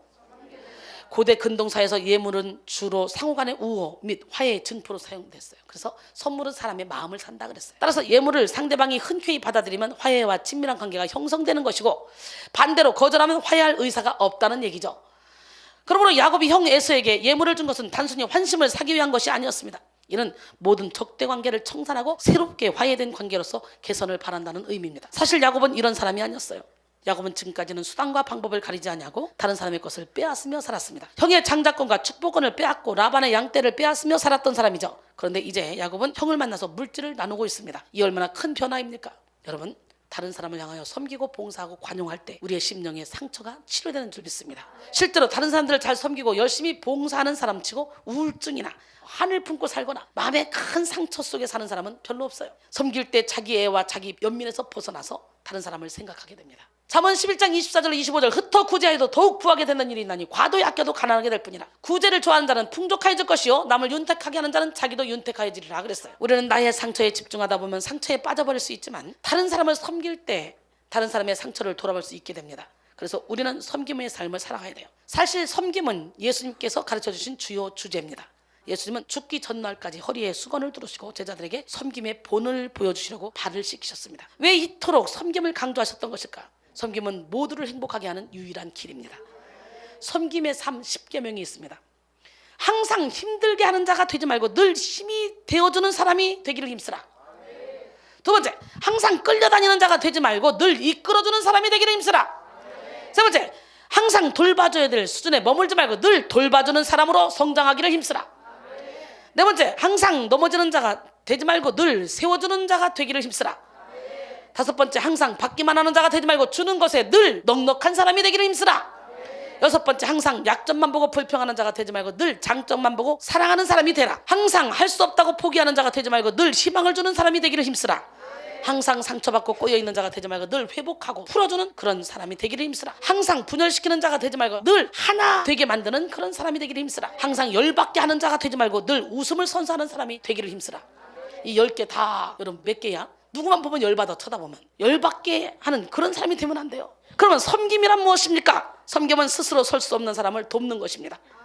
사람은 태어나자마자 스스로 걷지 못합니다. 사람고시 못해. 동물들은 태어나자마자 잘도 뛰어다니더만 인간들은 태어나서 아무것도 못합니다. 점점 자라면서 부모와 스승의 손길이 필요하죠. 20년이 지나야 성인으로 자신의 삶을 살아갈 수 있는 거예요. 한 사람이 서기 위하여 얼마나 많은 섬김이 필요합니까? 이와 같이 영적인 자녀도 마찬가지예요. 누군가가 훌륭한 신앙인으로 성숙하기까지는 영적인 안내자가 필요하고 정말 많은 시간이 필요하죠. 해산하는 수고가 필요해요. 더더구나 세상에서 상처받고 가정에서 고통을 당하며 마음에 여전히 쓴뿌리로 가득 차 있는 사람, 부정적인 시선을 가지고 있는 영혼들은 더 많은 섬김이 필요합니다. 마가복음 9장 37절 누구든지 내 이름으로 이런 어린아이 하나를 영접하면 곧 나를 영접하며 누구든지 나를 영접하면 나를 영접함이 아니오 나를 보내신 이를 영접함이라. 할렐루야. 섬김은 상처받은 영혼을 일으켜 주님께로 인도하는 것입니다. 지친 아내와 남편, 세상에서 실패한 아버지, 상처받은 부모, 자신감을 잃어버린 자녀들, 신앙생활을 잘 하고 싶지만 실패하는 영혼들, 그들은 자신이 스스로 이겨낼 수 없다는 것을 잘 압니다. 이들의 마음은 너무너무 연약하기 때문에 알지만 안 돼요. 자기 힘으로. 그래서 우리가 할 일은 그들의 영혼을 일으켜 주님께로 인도하는 것입니다. 스스로 할 수 없기 때문에 부추겨주고 위로해주고 격려해주며 주님께로 인도하는 것입니다. 그 다음에 섬기면 각자 은사대로 돕는 거예요. 가진 은사대로. 베드로전서 4장 10절에 각각 은사를 받은 대로 하나님의 여러 가지 은혜를 맡은 선한 청지기같이 서로 봉사하라. 그럼 제가 받은 은사는 뭐예요? 말씀 전하는 거잖아요. 영혼 살리는 거. 예, 최선을 다해서 이 말씀을 준비해서 섬기는 게 이게 섬김이에요. 여러분들 섬김 그러면 주방 가서 일하고 빨래하고 막 청소하고 이런 걸 아이고 우리 사모님은 우리 목사님 왜 안 하냐 또 이러고 앉아있는 또라이들이 있는지도 몰라.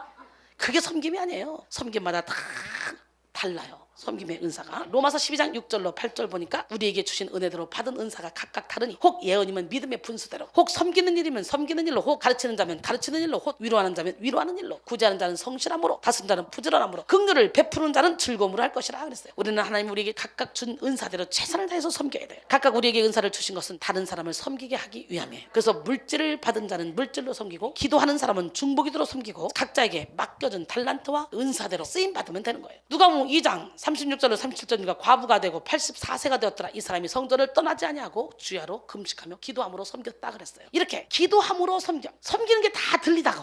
할렐루야. 마가복음 10장 43절로 45절 너희 중에는 그렇지 않을 테니 너희 중에 누구든지 크고자 하는 자는 너희를 섬기는 자가 되고 너희 중에 으뜸이 되고자 하는 자는 모든 사람의 종이 되어야 하리라. 인자가 온 것은 섬김을 받으려 함이 아니라 도리어 섬기려 하고 자기 목숨을 많은 사람의 대속물로 주려 함이라 그랬어요. 결론적으로 오늘 본문의 야곱은 상처투성이의 삶을 살 수밖에 없었던 그런 사람이었죠. 그는 실제로 험악한 세월을 보냈습니다. 야곱은 쌍둥이 형 에서와 갈등을 일으키며 살았는데 그는 결정적으로 에서의 장자권과 축복권을 빼앗아가면서 에서와의 갈등은 심해졌죠. 그런데 그 많은 상처들을 하나님께서 치료해 주셨다는 거지. 그리고 원수 같았던 에서와 화해를 이루는 기적이 일어났습니다. 어떻게 그런 기적이 일어날 수 있었을까요? 그는 결정적으로 야복강 나루에서 천사와 씨름하며 환도뼈가 부러짐으로 하나님의 축복과 은혜를 받게 됐어요. 여러분의 환도뼈는 무엇입니까? 여러분의 자아는 무엇입니까? 그거 부러져야 돼요. 깨져야 돼요. 그래서 하나님 나의 환도뼈를 부러뜨려 주세요. 나의 자아의 틀을 깨주세요. 내 생각의 틀을 깨주세요. 내 욕심을 무너뜨려 주세요. 예, 나의 환도뼈는 무엇입니까? 물어보시고 오늘 다 무너뜨리기를 원합니다. 그 다음에 섬기는 자가 되었습니다. 이 시간 우리 모두 깨어졌던 모든 관계를 예수 안에서 용서하고 사랑함으로 진리 안의 자유 가운데 거하는 기적의 주인공이 되기를 주님의 이름으로 축원합니다. 여러분의 마음에 아직도 남아있는 상처 있습니까? 여러분의 적은 멀리 있는 게 아니라 여러분 안에 있어요. 가장 원수는 여러분 자신이에요. 자신만 이길 수 있으면 모든 걸 다 이겨요. 이 시간에 회칠한 무덤을 제껴버리고 그 안에 죽은 사람의 뼈와 모든 더러운 것을 예수 이름으로 다 몰아냅시다. 내 안에 적을 쳐부수사 2부 9탄으로 말씀을 나눴는데, 가정의 상처를 회복시키시는 하나님이란 제목으로 함께 은혜를 나눴는데, 우리는 우리 가정뿐만 아니라 천국 가정, 교회 가정, 우리는 예수 안에서 모든 상처를 회복받아야 돼요. 잊어버리면 끝나. 아니에요. 잊어버려지는 게 아니라 여러분 상처는 깊이 파고들어서 여러분 의식으로 생각하지 못할 정도로 무의식 세계를 확 사로잡아서 여러분의 인생을 망쳐버린다는 거예요. 가장 무서워요. 의식으로 나타나는 부분은 얼마 안 돼요. 무의식 속에 있는 여러분이 진짜 여러분이야. 그거 내보내야 돼. 그거. 마음가짐을 찢읍시다. 깨집시다. 언제나 내 모습 너무나 부끄러워 무릎으로 주님께 기도로 가오니 나 홀로 서 있는 죽은 내 영 깨우사 주님만 나를 깨워 내 영 살게 하소서. 주님 내 안에, 주님 내 안에 계시고 주님 내 안에, 주님 내 안에 나를 세워주소서. 주님 내 안에, 주님 내 안에 계시고 주님 내 안에, 주님 내 안에 나를 세워주소서. 마음이 상한 자를 고친 하나님, 그 하나님 앞에 기도하면서 뭐라고 말하냐? 하나님, 나도 모르는 상처를 통해서 무의식 세계를 사로잡아서 내 인생을 막 어둠 가운데로 끌고 가는 이 어둠의 영의 정체를 밝게 볼 수 있는 영의 눈을 열어주세요. 할렐루야. 깨닫는 은혜를 주세요. 그런 마음으로 함께 이 찬양을 받으며 여러분의 안에 있는 이 어둠을 몰아내는 시간이 되길 원합니다. 함께 찬양합니다. 마음이 상한 자를 고치시는 주님, 하늘의 아버지 날 주관하소서. 주의 길로 인도하사 자유케 하소서. 새 일을 행하사 분케 하소서. 의에 줄이고 목이 마르니 성령의 기름 부소서. 의에 줄이고 목이 마르니 내 잔을 채워주소서. 성령으로 채우사 주 보게 하소서. 주의 임재 속에 은혜 알게 하소서. 주 뜻대로 살아가리 세상 끝날까지. 나를 빚으시고 새날 열어주소서. 의에 줄이고 목이 마르니 성령의 기름 부소서. 의에 줄이고 목이 마르니 내 잔을 채워주소서. 의에 줄이고 하나님 기름 부어주세요. 무의식의 세계까지도 묶고 있는 어둠의 영을 이 시간에 예수 이름으로 풀어주세요. 업앤다운하는 그런 연약한 믿음을 불쌍히 여겨주시고 속사람을 새롭게 변화시켜 주시옵소서. 천사와 씨름에서 이겼던 야곱처럼 오늘 기도로 씨름하기를 원합니다. 강력한 기름을 부어주시옵소서. 의에 줄이고 의에 줄이고 목이 마르니 성령의 기름 부소서. 의에 줄이고 목이 마르니 내 잔을 채워 주소서. 이렇게 찬양하면 저와 여러분이 어둠 속에 거할지라도 하나님 우리와 함께 하십니다. 내가 어둠 속에 헤맬 때도 주님은 나와 함께해서 박수치며 찬양하고 뜨겁게 기도할 때 오늘 하나님의 임재를 온몸으로 느끼시고 무의식을 먹고 있는 모든 결박이 풀어지는 역사가 일어나기로 합니다. 내가 어둠 속에서 헤맬 때에도 주님은 함께 계셔. 내가 시험당하여 내가 시험당하여 괴로울 때도 주님은 함께 계셔. 기뻐 찬양하네. 할렐루 할렐루야 할렐루 할렐루야. 우리 모두 찬양 할렐루 할렐루야.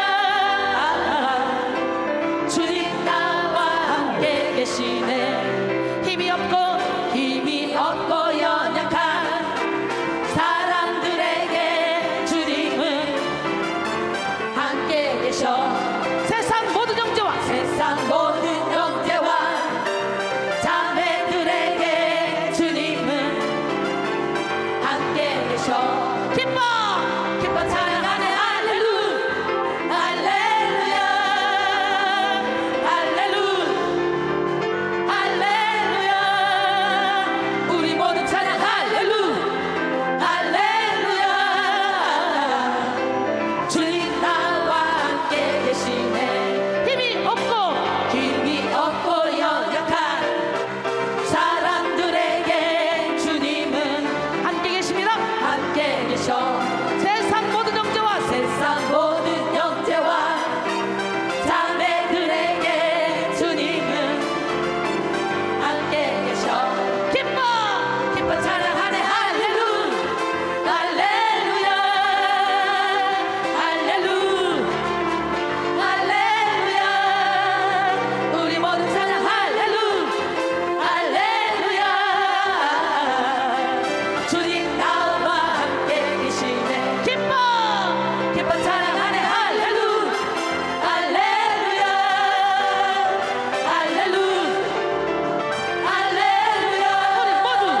우리 모두 찬양 할렐루 할렐루야. 주님 나와 함께 계시네.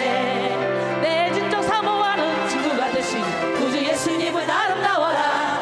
산 밑에 맥합하여 빛나는 새벽 주님 현관할 길 아주 없도다. 내 마음이 아플 적에 큰 위로 되시며 나 외로울 때 좋은 친구라. 주는 저 산 밑에 맥합 빛나는 새벽별 이 땅 위에 비길 것이 없도다. 아멘. 내 몸의 모든 염려 이 세상 돌아가 나와 항상 같이 하여 주시고